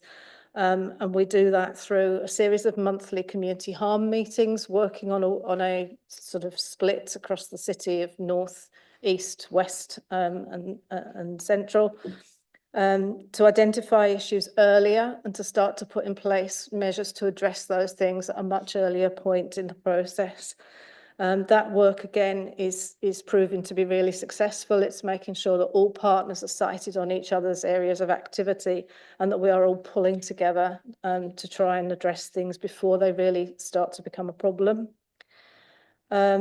Also within that category, we have hate crime, which is led through the York Hate Crime Partnership. They again have their own action plan. They're very linked in with the Respect Not Regrets campaign, as I've mentioned, in relation to some of the hate crime issues that were picked up in the nighttime economy. They're in the process of agreeing a new operating model for third-party hate crime reporting and rolling out accredited hate crime champions training. A conference is being organised to take place in October to coincide with Hate Crime Awareness Week, a National Awareness Week. And again, a lot of the work that we do alongside our colleagues in North Yorkshire as well, because again, it is just a more effective and efficient way of working when we're all trying to pull towards the same aims. And then moving on to serious organised crime. This includes county lines, exploitation and modern slavery. I know that I have been in contact with some of you around the increase that we've had in county lines activity within the city. That's been significant, certainly within the last 12 months. As a result of that work, we have a number of meetings taking place now, a specific initiative called Project Titan, which Ed will talk about in a minute. where we have a daily meeting at 9 o'clock between services within the council and the police, just to make sure again that we're all sharing information and intelligence and that we are working together. We also follow that up with a daily meeting between the Community Safety Hub, the Intelligence Unit and Neighbourhood Policing Team inspectors, again making sure that we are all sighted on the issues across the city, that we're working together and that we're taking action using our respective powers and tools to be able to address those issues. Again, we've got Clear Hold Build, which is a Home Office, a national strategy to help police forces tackle serious and organised crime. I think one of the significant things to mention in relation to us in York is that we don't receive any additional funding for this. So we're working to deliver Clear Hold Build, which is quite an intensive programme, which is exactly as it says on the tin. So the police will come in initially to clear those issues from that particular community and to create a stable situation, and then we will work with communities to build them up to become more resilient to being exploited for criminal purposes in the future. It is challenging, I won't lie, because of the fact that we don't have any additional funding to put to this, so we are trying to do that on top of everything else, but we have got some excellent work taking place. We're about to approach, I think, the year milestone in having that project up and running, and all partners are working very well together and engaged in delivering that work in Clifton. And then the final priority is serious violence. Again, it's another duty that we have as a local authority, which has been in place since January 2023. This is being delivered again across York and North Yorkshire and together, although recognising that obviously we have our own unique issues within the city compared to other parts of North Yorkshire. We've just undertaken the second joint strategic needs assessment in relation to that, which has now picked up the significance of county lines activity. That is supported. This work is supported by some funding from the Home Office, which is administered through the Office of the Police, Fire and Crime Commissioner, and has supported a number of projects, including the provision of the knife bins, which you've probably come across recently within areas across the city, as part of that work. I think I'll leave it at there. I've talked a lot, so I don't know, Ed, if you want to just give a brief overview of Titan. And there we go. I think that's working. Thanks, Jane. Good evening, everybody. I'm Ed Hayward-Noble. I'm the police commander for York and Selby as well. Just to really follow on from what Jane was saying, there has been an increased level of counter lines activity coming into the city in the last 12 months. Which concerns us as a police and all partners because of the impact on individuals, but also on the wider communities, vulnerability, etc. And it can also, obviously, drugs coming into the city, people using drugs, etc. Then fuels antisocial behaviour and violence as well. So it's all joined up, and there's links between everything. So by addressing the county lines issue, we can have a ripple effect across other issues that are affecting the city as well. So this is our response to the increase in county lines has been from January this year. As James said, we've got a daily tasking meeting at 9 o'clock, which includes the police and partners, local authority, the Community Safety Hub as well. And what that's all about is, as James said, making sure that everybody's got the same information and intelligence, and we're all doing the bits that we should be doing, where our powers and strengths lie, and that we're coordinating with each other as well, so that we're all pulling in the rope in the same direction. It also means that we can bring in additional police resources into the city, specialist teams to target those the gangs basically that are coming in. And it's about making sure that the information intelligence that we've got is up to date, it's the latest, and that they're tasked with the latest information, so that when they're going out and doing what they need to do, it's based on they're more effective because it's based on the latest information that we've got coming in. The key to it is, as you said, Jen, the coordination part really, because alongside, I'm really, really mindful that when police take action in a community, that is not only effective in countering county lines, but it's also seen by the communities as well, and it could actually make them feel quite unsafe if they see, particularly some of the specialist officers in their sort of black uniforms and the big vans and things coming in. It can be quite impactful, and it can actually, I'm really mindful that it can be counterproductive and make people feel unsafe. So there's a big piece going on around reassurance in terms of putting messaging out there, joint messaging together to explain what we're doing and why we're doing it. But also in terms of then the community teams going in, the council community team, the neighbourhood teams going in and giving that reassurance to people, having the friendly face, if you like, out there as well, to give that reassurance to people around what we're doing and that we're there for everybody's safety and everyone's interest as well. So that's really the importance of it being all joined up. Not just targeting the criminals, but also vulnerable people as well, and taking a preventative approach in terms of people who may be being cuckooed by some of these gangs, and making sure that we're doing what we can to engage with them on the preventative side of things and keep them safe, so they know, you know, that we're here for them to report to us, that kind of thing as well. And also education in terms of people spotting the signs of cuckooing as well, and then reporting it to us, because some people don't even realise they're being cuckooed sometimes.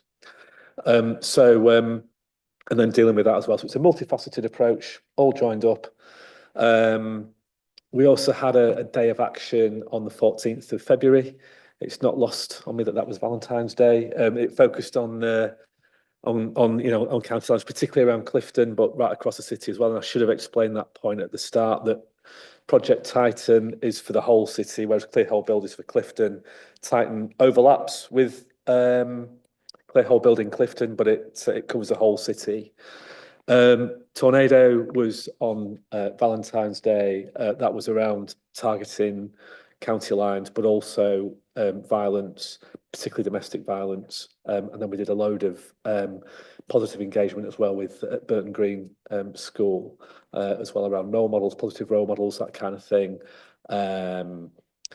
Education around knife crime, etc., with the young people, which we've done at one of the other schools in Clifton in November, so replicated that. So it's a real multifaceted approach in terms of engagement with vulnerable people, with communities, education, but also targeting the criminals as well. In terms of starting to see the benefits of that in the figures. My performance figures that I get, we are starting to see the benefits of those interventions now. In terms of serious violence is coming down. I've got the latest figures for February, and there was a marked decrease confirmed compared to back end of last year, for example, before we started doing Titan. Similarly for drugs offending as well, we're starting to see a reduction. So that'll continue over time. And we'll start, I think that will then impact on antisocial behaviour, etc. As well in the city. We'll start to see those numbers coming down as well, is my anticipation and expectation. Thank you. Thank you. Questions? Councillor Waller, Councillor Baxter, Councillor Cullerwick, Councillor Crawshaw. Thank you, Chair. I think I'll start in relation to the knife bins. I can appreciate the intent there, and I think we would all wish to see fewer knives in circulation, and accepting that you get many call outs simply to clear out relatives' homes of bread knives and the like. But this orange thing arrived, and we as ward councillors didn't get any briefing about it, and it just seemed it wasn't desperately joined up, I would say. So I hope that can be dealt with outside of this meeting. Just in terms of, you've helpfully itemised those very serious issues, that responsibilities that come on to the police, and that those are not funded. Therefore, the perception on the ground as ward councillor and the response from residents is that PCSO numbers have suffered as a consequence, because you have to work within a finite budget. So we hope that from tonight, we can get some recommendations to ask that funding gap is addressed, because having PCSOs on the ground helps you with the local knowledge, helps to get the messages out to allay any concerns. And yes, we have noticed that with the county lines work, that there are a lot of police officers coming into an area that we don't normally see. Therefore, it's like there's something going on. But it's to get the messages after the event, when you can talk about what it is that you've done and the people that you've taken out of the community who are doing things that we don't want to have happen in the community. And it's that early intervention work that I do worry about. The detached youth work seems to be diminishing year on year. And the joint work between yourselves and housing, because a lot of the worries that I get from residents relate to who's getting into blocks, who shouldn't be there, and that activity out of sight does create more anxiety in the community, and therefore it's getting that sense of, yes, it is being addressed. Yes, where there needs to be investment in secure doors, that's been done. So I think the key message is, can we see the PCSO shortage addressed? Thank you. Got to pick that up. Yeah, thanks Jane, thanks councillor. PCSOs, I totally agree. I've been in neighbourhood policing been with the police now for 18.5 years. I've spent a big chunk of that time in neighbourhood policing.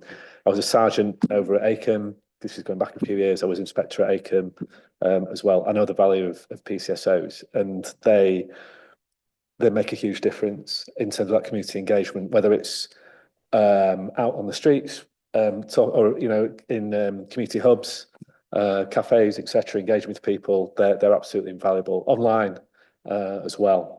I think there's a place for online engagement too, from the PCSO and the neighbourhood teams. The numbers have depleted in the city in York and right across North Yorkshire Police. This is because there was a pause on recruitment that was put in place probably 2 or 3 years ago now. We haven't recruited anybody, and we've lost quite a lot. So the posts are still there. But they just haven't been filled. We've got a lot of vacancies at the moment. What's good is that there's quite a few of them who've transferred over to become police officers, so we haven't lost them from the organisation altogether. Several of those have landed on the neighbourhood policing teams now, so we've retained them within NPTs, which is essential. We haven't lost that knowledge and those skills. There's a neighbourhood policing review ongoing at the moment. I can't say too much about that. It's going to be published soon, in the next few weeks, but I'm, without giving anything away, I'm reassured that the force is committed to PCSOs and to keeping that role, and that they are a key part of neighbourhood policing and will continue to be so in the future. So I think there'll be more news to come out about that in the coming weeks, but yeah, there is a definitely commitment from the force to that role, and we recognise the vital importance of them. Councillor Baxter. Thank you, Chair. I have to say, when I was at the World of James Herriot in Thirsk, I was really excited, if that's the right word, to see a knife bin in sort of one of the sleepier sort of communities as well, that it's sort of across the region. My question was around the domestic abuse sort of strategy. I just wondered, perhaps it's just you didn't want to go into too much detail, how much you've interacted with Survive, IDAS, sort of the OFPCC, and also with the opening of ASA House soon, how sort of linked up that whole strategy is. I think it's brilliant that we've got it opening, and it's going to be a fantastic resource. So it'd be great if you could touch a bit more on that. Okay, so domestic abuse is led by the public health team, not by ourselves in community safety, although obviously we have the overview through Safe York Partnership. Yes, all those links are there, so there is a seamless process between the way that we commission those services, the commissioning model that is put in place, We obviously participate in that process, but it is managed across York and North Yorkshire. For the reasons that I said, it just makes sense economically, really, to commission those services across the whole force area, given the movement of people between the two authorities.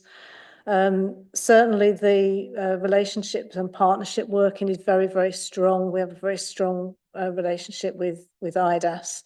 Certainly a lot of work goes into training as well, training frontline officers, and that is a continual rolling programme to make sure that we're constantly reinforcing those messages around what to be looking for and how to have those difficult conversations with individuals who may be victims of domestic abuse. So I think, you know, it is a very, very strong partnership. What I would strongly advise is that if you want to focus on domestic abuse, you get the public health team to come and do a presentation, because obviously they are working much, much more closer with it than I am.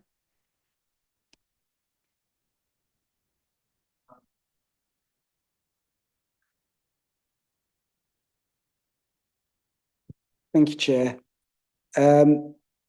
Yeah, just a couple of things. One, in respect of the review of neighbourhood policing, when it's published, I think it'd probably be appropriate for all members of this committee to be sent an email with the attachment of it, just so that you don't miss it when it comes out. So if that could be an action. Secondly, in respect of domestic abuse, as you will know, we've just done the domestic abuse strategy alongside colleagues from housing and public health, but it's a domestic abuse housing tenancy policy. And finally, although we all get into the shorthand because we've done it for so many years, there no longer is an OFPCC. It's the Office of the Deputy Mayor for Police and Fire. Councillor Baxter, to follow up. Thanks, Chair. Sorry, it was what you were saying, Jane, about sort of the constant training of staff members. With Raneem's law coming in, am I right in saying that that's just in 999 centres, just within the police service, or do you know if that will reach council? No, just police services. Okay. Cool. Councillor Colwick. Thank you. With regard to counter-terrorism and the reference you made to, sadly, the recent attacks, and we're aware in the yesterday a further attack, has there been any update to guidance in terms of what has transpired, what has been learnt from those particular incidents? Yes, so one of the functions of the Protect and Prepare group is it is a multi-agency group. It has quite an extensive membership, so that includes a number of venues across the city, as well as key partners, the police, the BID, Make It York, etc., are all involved in it. Part of the work that group does is works with Counter-Terrorism Policing North East to undertake a continuous risk assessment process. So what we will be doing is, you know, the risk assessment that was undertaken for the city centre, for example, prior to the implementation of the HVM measures programme, will be reassessed shortly in the light of what we know from the attacks that took place. So we're constantly receiving information through Counter-Terrorism Policing North East and also nationally, which we then use to inform the risk assessment process and then put in place the action plans to mitigate that risk. Thank you. It's good to know that. Councillor Crawshaw and Councillor Merritt. Thanks, Chair. So I'm going to just say a couple of things that I said last year, and I'm going to say them again. The first is that the city centre includes Micklegate Wood. There's quite a lot of references to Guildhall Wood, and notwithstanding my two colleagues here, it would be nice to be able to have some input to the third of the city centre that is within our ward. And to that end, in particular, I know the Micklegate traders over the last probably 18 months or so have really formed quite a strong network. I don't know whether you're directly in touch with them or not, but I know that they would welcome engagement from the police, not just about the night time, but I know that they've had a series of break-ins and you know, some of those sorts of issues as well. And just on policing specifically, again, this is another kind of regular issue. We have really great relationships with the police sergeants for the neighbourhood policing teams, and then we never hear when they move on. And then it takes us a little while to work out that they've moved on, and then we take a little while to get a meeting set up. And we've just had one actually last week, which was fantastic, brilliant. But we all sort of acknowledge that potentially in 12, 18 months, there'll be a different set of people there. And it's just trying to tighten up how we can, as ward teams, I'm sure it will happen right across the city, get either a regular meeting in so that we don't get caught unawares, or have some sort of a mechanism that informs us when somebody is going to be moving on so that we can kind of manage that. Because when we have those relationships, they are really great. It's really helpful for us as ward councillors to get that sort of two-way conversation. And I would hope, you know, the same from a policing perspective. To that end, I just note in the report around the community hubs and some of those conversations that are going on, we historically, and I'm going back maybe 4 or 5 years here, again, had really great working relationships with Safe York Partnership and the police around that. We've actually struggled more over the last 18 months, couple of years, where we've had an issue that has come up. We've not known how serious it is or not. We've tried to kind of get engagement, and it's been, maybe we've just been felt as if we've been held a little bit at arm's length. Now that may be because there's more serious issues being managed elsewhere. But again, just being able to communicate that to us, I think, would be really helpful, because we really value that, you know, those relationships, and when we are all working together, we've seen that working really well. And a final thing, while I'm on my train of thought, I probably didn't ought to name the PCSO, but if there is a neighbourhood policing review going on, we had a female PCSO who was with us in Micklegate Ward for a long time, who was absolutely fantastic. I cannot commend her highly enough.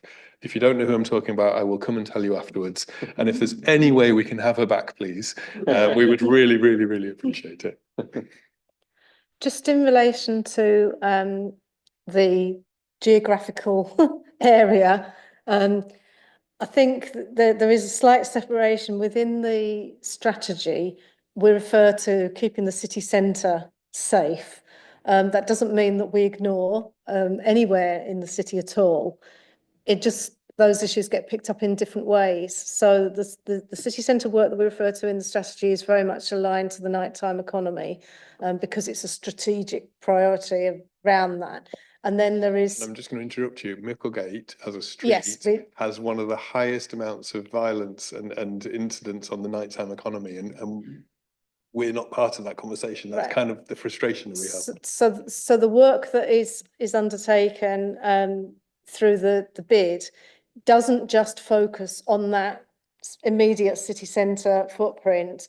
Obviously, Inspector Rob Campbell is part of that group, and Rob does make sure that that includes the other parts of his area as well. Similarly, when we have the daily meetings with the MPT inspectors, we are talking about all of those issues right across the piece, which was, you know, when you were talking about the issues raised by Micklegate traders, that's where we've picked that information up through analysing that information. So the PCs and sergeant that sit within my team, they review all of the antisocial behaviour data from the previous 24 hours. On a Monday, that goes across the previous 72 hours because of it being a weekend. And then we will look at all of that, make sure that everything is being addressed in the most appropriate way, and that where there is a need for partners to get involved, we do that. That process has been in place really since COVID. We started out working in that way then. We've continued it because that really does enable us to pick up on things that are starting to escalate. Yes, I am acutely aware that, you know, we have had groups, multi-agency groups operating across the city in what we used to call hotspot areas for some time, and some of those, it may feel as though they've become disconnected. We just simply cannot spread ourselves enough to deal with the impact of some of the more serious issues that are impacting us at the moment. That doesn't mean that we're ignoring anything, because we're absolutely not. So, for example, I'm acutely aware that, you know, we're going to move into light nights again very shortly. We know that that starts to bring an escalation in antisocial behaviour. We know the areas of the city where that tends to happen. So we're starting to monitor that now and to start to talk about how we can work together to get on top of things before they become a problem. Ed and I have had lots of conversations, and at the next Safe York Partnership Board meeting, we're going to be focusing very much around an enhanced problem-solving model, where we really start to hold those problem-solving processes more to account through the partnership and through our strategic partners. So again, you know, we're not taking the eye off the ball. We are always acutely aware that we have a finite resource, and we're trying to spread it very thinly at the moment. And we know that, you know, if we do that too much, then we don't ever address anything. We just keep chasing ourselves round and round. But we are also making sure that we're putting resources into that early intervention and prevention where we can. That's why we have the community harm meeting. Again, the community harm meeting that focuses on the city doesn't just focus on the city centre. It picks up the whole area that comes under Rob. So yeah, we really are doing our best. I can't emphasise that enough.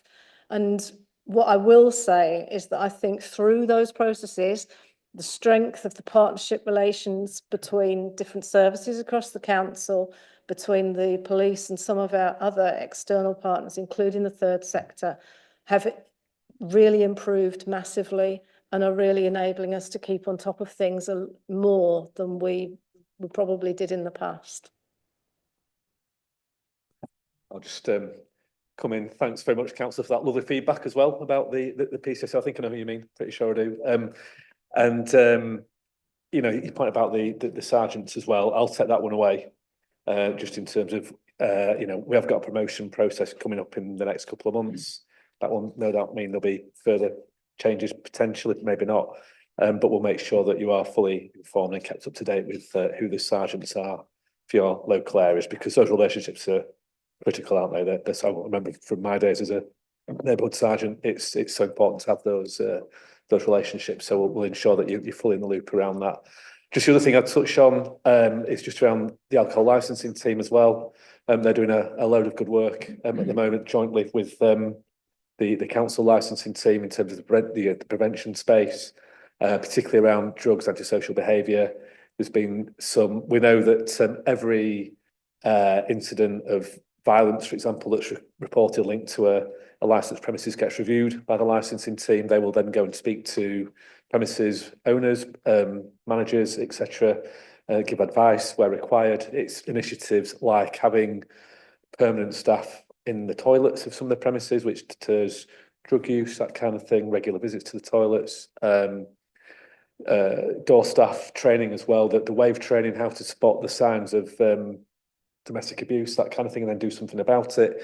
So there's a whole load of good work going on in the licensing space as well, related to alcohol and alcohol misuse, which I think is also, we've seen the benefits of that in terms of keeping people safe, but also reducing antisocial behaviour across the whole city, not just the centre, but all right across the footprint. Councillor Merritt. Yes, welcome some of what's just been said, but I do echo some of Councillor Crawshaw's experience.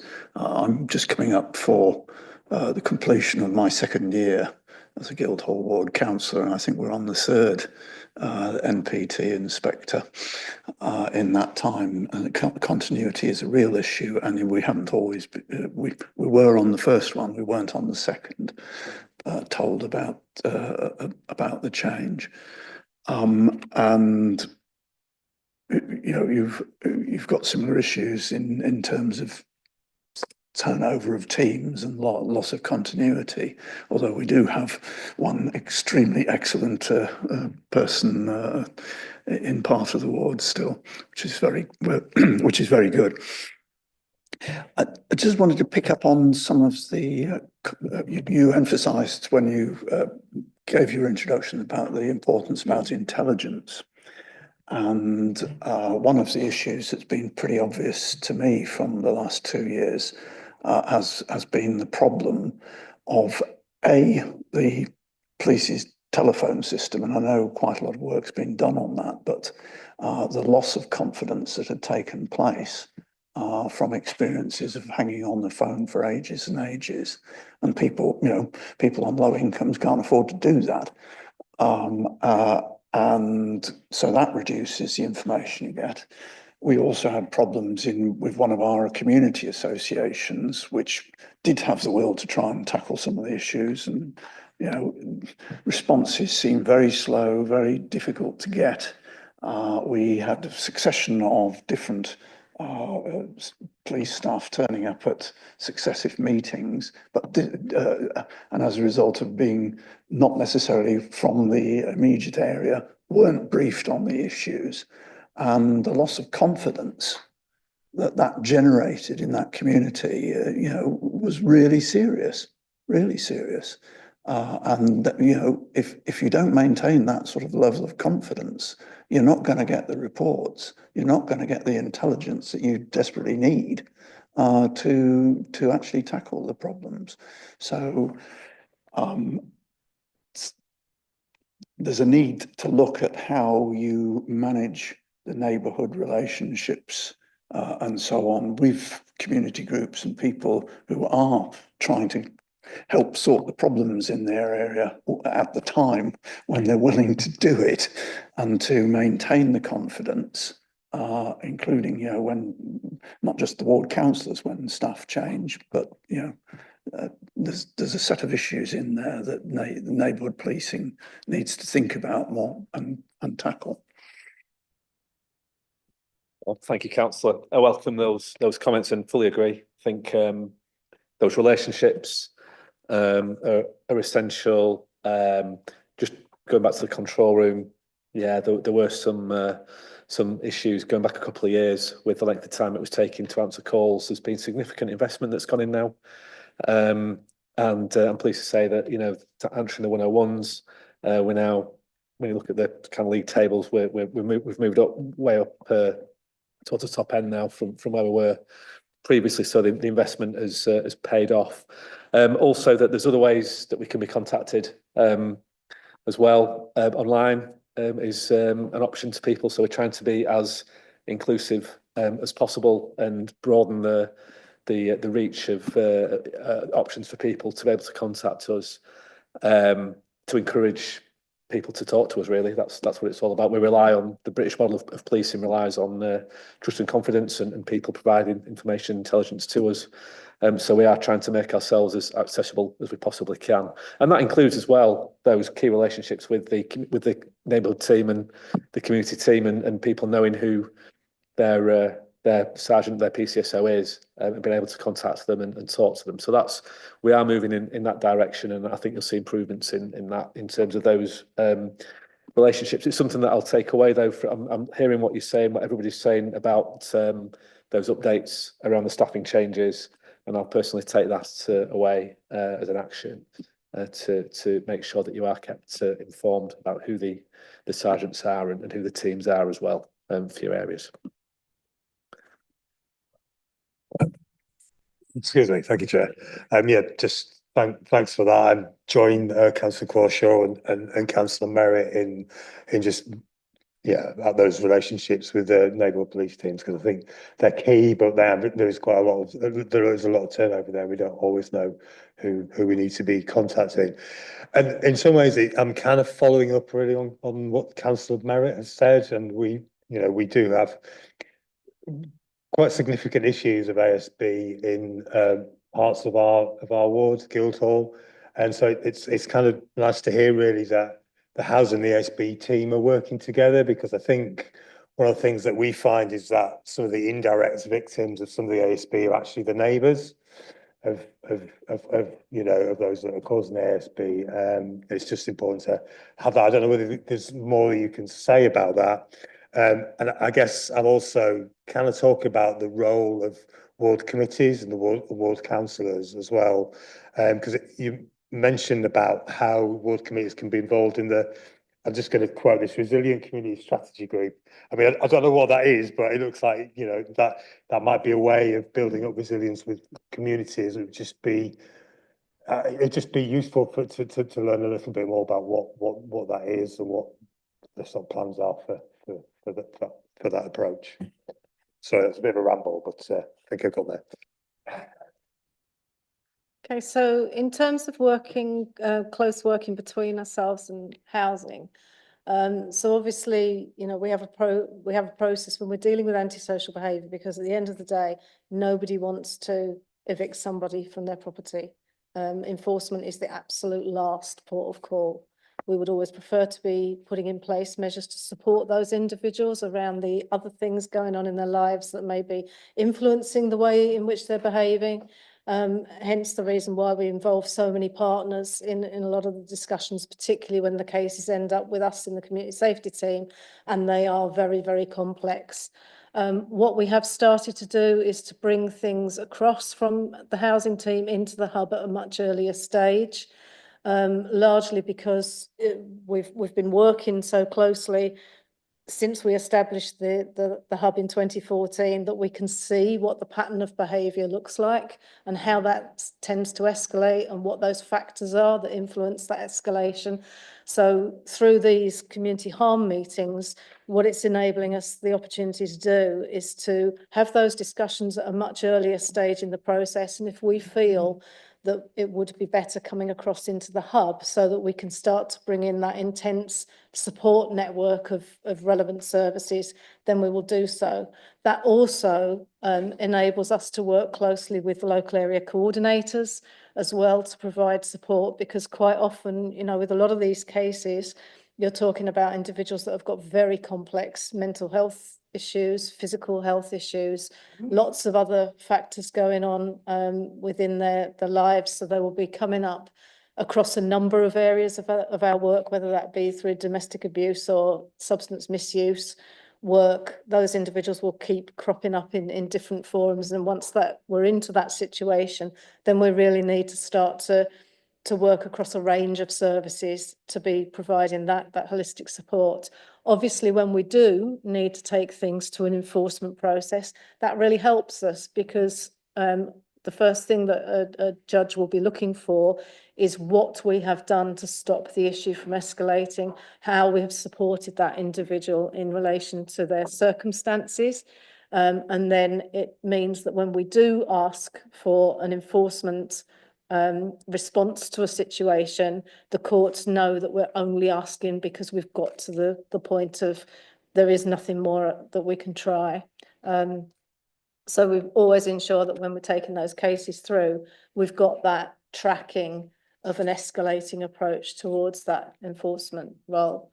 Some of the work that Ed's referred to in relation to things like tornado and some of those intensive days of action, we are now able to use that criminal activity alongside our cases when we take them through the civil process.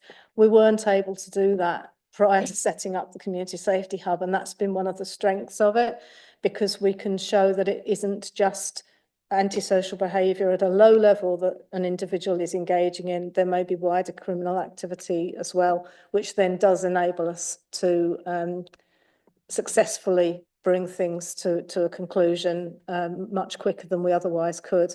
When I first took over that tenancy enforcement function within my role, we had got cases that, you know, where we'd got sort of 5 and 6 years worth of trying to get them through to an enforcement process and just couldn't.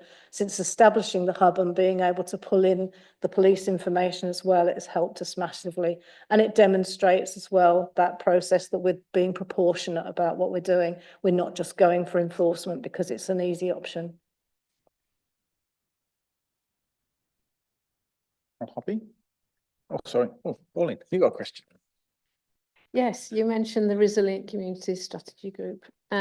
You can strike a line through that now, it doesn't exist anymore. So this was an early intervention and prevention group, really looking at how community hubs were being developed and looking at the success of the mental health hub and really starting to formulate how we were going to work across the council with our communities in an integrated way. That has now become how that is now how council management team operates. So you can strike that out and put council management team. In terms of that was going to go on and develop a partnership with health. That's actually the place board. So the York Health and Care Executive. And sitting below that is something called the York Health and Care Collaborative. And that's where the council and health come together at an operational level with primary and secondary care and mental health to start developing the plans around integrated neighbourhood teams for health and the York neighbourhood model for the council. So that's what it's become now, and it's something different. It's become much more ingrained and embedded in the way that we work now. That's great. I have got software. That's great. Thanks, Pauline. That's really useful information. I mean, I think what struck me when I was kind of reading the report is some of it does feel a bit outdated, and I think because it says my city instead of our city and things like that, it feels like some of what is said in the report might need updating. It'd be quite good to get a briefing on what has changed in terms of some of the sort of like the categories that are used in the strategy that are in the report. Does that make sense? Does that seem reasonable? We annually refresh the strategy. So all of this is referring, it's gone off again. All of this is reference to when the strategy was first written. We will be reviewing the strategy again as part of the next Safe York Partnership Board meeting. So we will refresh it, which means that when I come next time, the information will be more up to date. But obviously we operate on a 3-year strategy. That's the statutory requirement.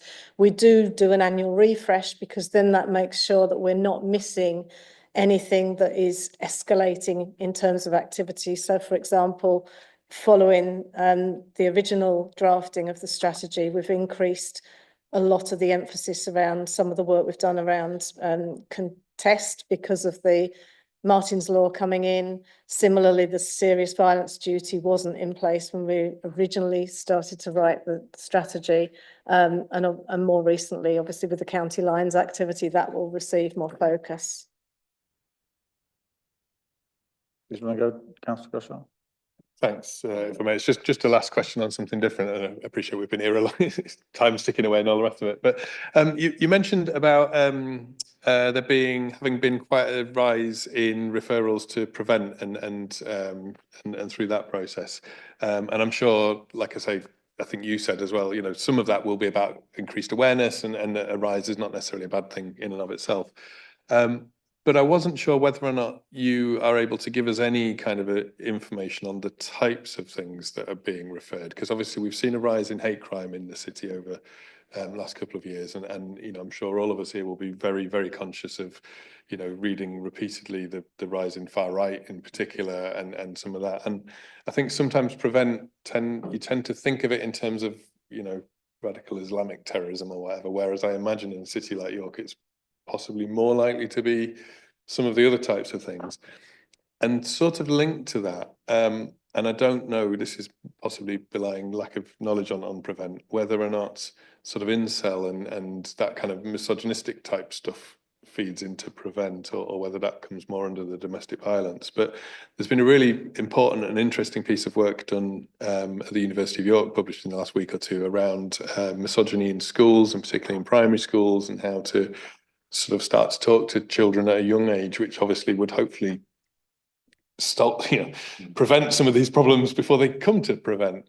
And I just wondered if you could speak at all to either of those two things, really, whether you can give us a steer on the types of things that might be coming through prevent, and that early intervention that hopefully is going on. Yeah, absolutely. So within my remit, I chair the channel panel. So obviously I hear all of the referrals that come through. The biggest change has been an increase in the number of young people that are coming through the process. That's been very significant, particularly since COVID. Some of that will be attributable to the isolation that people were experiencing, and therefore young people spending a lot more time online. So online issues is a problem. Now, the majority of cases, I would say, probably stay in the channel process for a maximum of 6 months. And the reason why that would be within the channel process for 6 months would probably be because there are another whole raft of safeguarding issues that are related to that individual and their family. Obviously, part of the channel process, although we're there primarily to deal with the prevent concern, obviously we've got a responsibility from a safeguarding perspective to ensure that all those other issues are being addressed appropriately as well, without getting bogged down into those and focusing on prevent. So when we bring a case into channel, probably the most common course of action, once we have assessed that case and determined that we do feel there is a concern, and that concern is usually around, we don't know what we don't know. So until we've really unpicked those concerns that were raised to us, and most of it is around views being articulated in the school setting quite often, or to social workers, that then just suggest that that individual may be looking at things online. Quite often they could be some suggestion of, sharing images, sharing videos. Young people, obviously we're all now well aware of the attraction of social media and sharing information between young people. So quite often we get alerted to the fact that videos have been shared. They could be, of beheadings or of terrorist activity. So obviously it's important that we understand why that young person has been accessing that information and what they think about that information, where they might have gained any sort of views that they're articulating. And we do that by commissioning a Home Office specialist intervention provider who will spend some time with that individual to tease out those concerns. 9 times out of 10, it's just kids being curious kids. The beauty with the prevent process is that that kid isn't being put into the criminal justice system. There's no criminalisation. It's all done with consent with the parents. And it's primarily around just explaining that some things they have been discussing or doing are not necessarily appropriate. You asked in relation to what's included within that process. Yes, incel is included. I have got a risk assessment, a prevent risk assessment for York, which is based on the counter-terrorism local profile. That is a sensitive document, so I can't share that. I can, however, share the risk assessment with this committee, which will give you a clear understanding of both the risks that we have identified within the city as existing, but also the actions that we are taking to address those and mitigate that risk. So I'm happy to share that with yourself, to share out with the group following the meeting. What I would ask is that that's information for you. It's not information that we'll put in the public domain, not because it's scary or because there is anything particularly confidential in there. It's all information which is in the public realm. However, it's just to make sure that people understand the context behind it and the process that we go through. Cool. Councillor Waller. Thank you, Chair. It's just to follow up on that issue, that it's not, the threats aren't only from the far right, also from the far left. And having been on the receiving end of social media attacks from both, it needs to be recognised the impact of social media on the threats to democratic representatives. And I welcomed the presentation that was made before full council, because that is a very serious reason that many people don't these days venture into being a candidate, because they see what has happened to others in similar circumstances. So it is very real. Thank you. Yeah, it absolutely is. So it covers a range of activities. We constantly run training. Again, a lot of this we do with North Yorkshire, again, because it just makes things more efficient. We are looking at being able to create some professional online training that's accessible to anybody within sort of statutory organisations. That will sort of make that training far more available, because obviously we're only limited as to how many sessions we can run. But what we do is where there are, for example, examples of stickers that we see across the city centre sometimes from particular extremist groups, or where we're aware of extremist activity, we constantly share that information out so that people know what they're looking for. And again, we do quite a lot of work with counter-terrorism policing around making sure that there is information sharing around how individuals can protect themselves as well. And that obviously includes ward councillors and the event that Councillor Waller just referred to. Thank you. I've just got one question, or quite lots of questions. The report is, I like it because it's got aims and how successfully measured, but where do I get the information how successfully measured? Because lots of those measures are not in the Annex B where we get, so hate crime is there, but there's very few others. So where is the outcome of those measures and the actions that follow, that where you're either exceedingly doing well and sharing it, or not doing so well and not taking action against it? Okay, so because this meeting has come before the year end, we haven't undertaken that process yet. That would be something that we will be unpicking within the next Safe York Partnership Board meeting. We do have some issues around data, still around obtaining some data that we're still working with partners to try and resolve. As I think I've probably said before, sometimes it's quite difficult when we just present things as a table of data, because it doesn't provide that context. And with community safety, I think it's really important that the context is understood.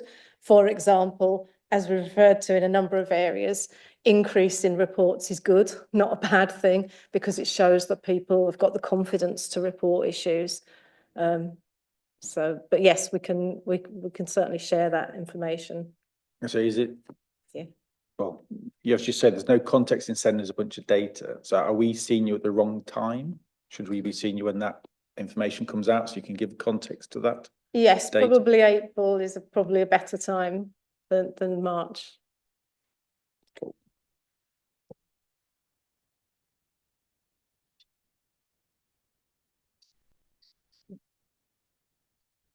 Yeah, September. Yeah, September would allow all of that data to be analysed. Yeah. Thank you. Thanks for your time. Much appreciated.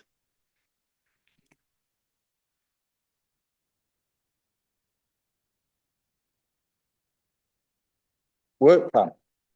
Before you sneak off, Mr. Councillor Pavlovich. I saw you sneaking out. No, we haven't finished. We're talking, because you might want to tell us when we need to see you about your caretakers, what you.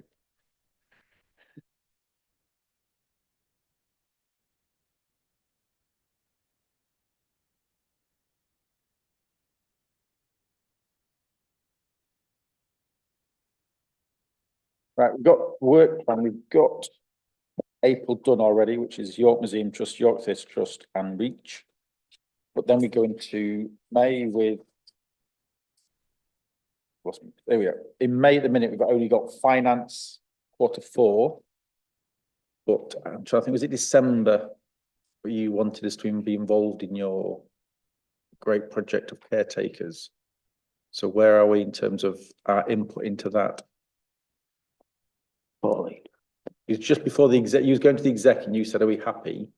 Yeah. And we said yes, and then you're going to come back. So it's when do we want to build that in to coming back to us? So we're due to to executive with the neighbourhood model, how we're going to implement it in July. Right, So a couple of months before that. right. I'm just trying to get, so we get it in at the Yeah. right time to. That's not just community caretakers, it's the whole. Yeah, the whole thing. Yeah. Just. Yeah.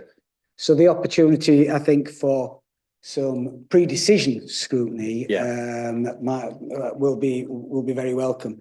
So we'll be able to put some more flesh on the bones, but it won't be the finished report that obviously will go to executive. But that's not the point. No, just remember, you was keen that we was involved, and I don't want to. We are absolutely, but as there's going to be an incorporation, if you like, of approaches, community caretakers is in and of itself an entity, but it's also part of neighbourhood and community working. So as soon as we meet in 5th of June, 3rd of July, Pauline, do you think's better? 5th of June or 3rd of July? Well, July will have finished the report by then. So it'll have to be the 5th of June. 5th of June, then then it'll have to be. Yeah. And I think that might be enough for that month then. It's going to be quite a big. Councillor Croshaw. Just because I'm not sure if I can see it on what I've got. I thought one of either May or June was a closed session work planning session rather than a public meeting. Last year we had May as but Reece has got an idea. That's it. It was suggested that at last meeting, but because the meetings have been published, it is just a normal meeting where we can add things to the work plan. Right, that's fine. I was just going to suggest that because obviously there's potential for the committees to change between May and June, isn't there? So, yeah. And the other issue, obviously, which we had a report last week on to scrutiny that the structure of scrutiny may change anyway, which will be decided next. I wasn't even going to go there, but yes. But it's one of those things we can't second guess a decision to be taken. We can put May in, and then we can, after Monday, if the decision comes, we can then start looking at the rest of the year rather than spend a lot of time planning a year and then find on Monday the rug's pulled. So is there a reason why we couldn't do the pre-decision in May? Sorry? Is there a reason we couldn't do the pre-decision in May just because pre-decision is always better than not? And if we don't know for certain what will be happening for June, at least that gives us that bite of the cherry to say we know for certain it's a pre-decision. See, Pauline's face is not saying May's a good time. I know it's very early. Well, we're talking 8 weeks and I don't think we'll have made. It's going to be too early. I think to try to do it in May, to give you something tangible that you can scrutinise. Yeah. I think there's going to be a lot of developmental work and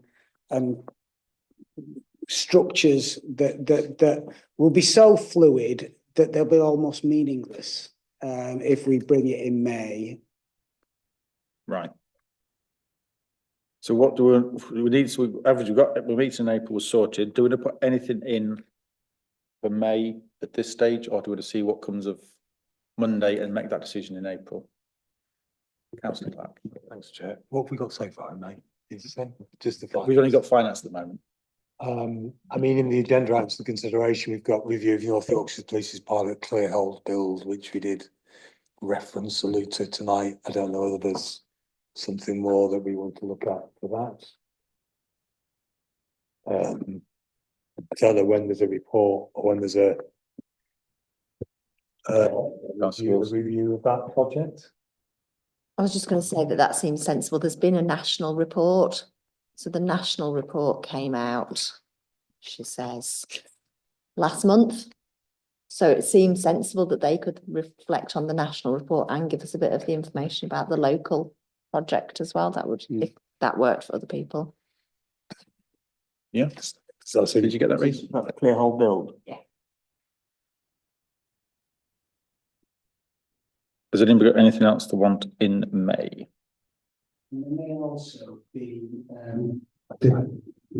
sorry, it was on a second ago. There may also be the chief's Chief Constable's neighbourhood policing review. If it's out, it may not be out, but if it is out, it might be an appropriate one to incorporate within that. So the thread of the meeting is around criminal justice and communities.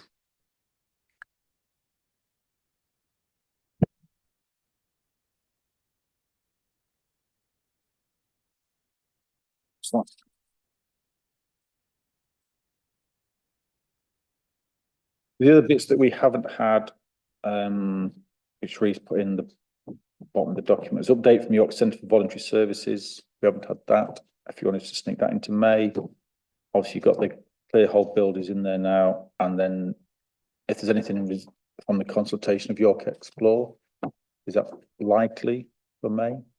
Does anybody know? Are we jumping to? Yeah, the engagement.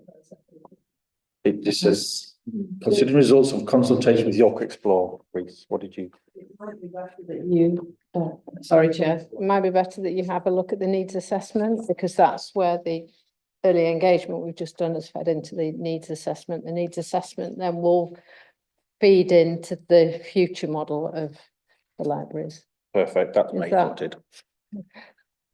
Oh. Can I just say that you've got 3 meetings there with very little on children. You've got reach in there, but apart from that. Sorry, Pauline. We've got. There's very little related to children's services. Oh, good point.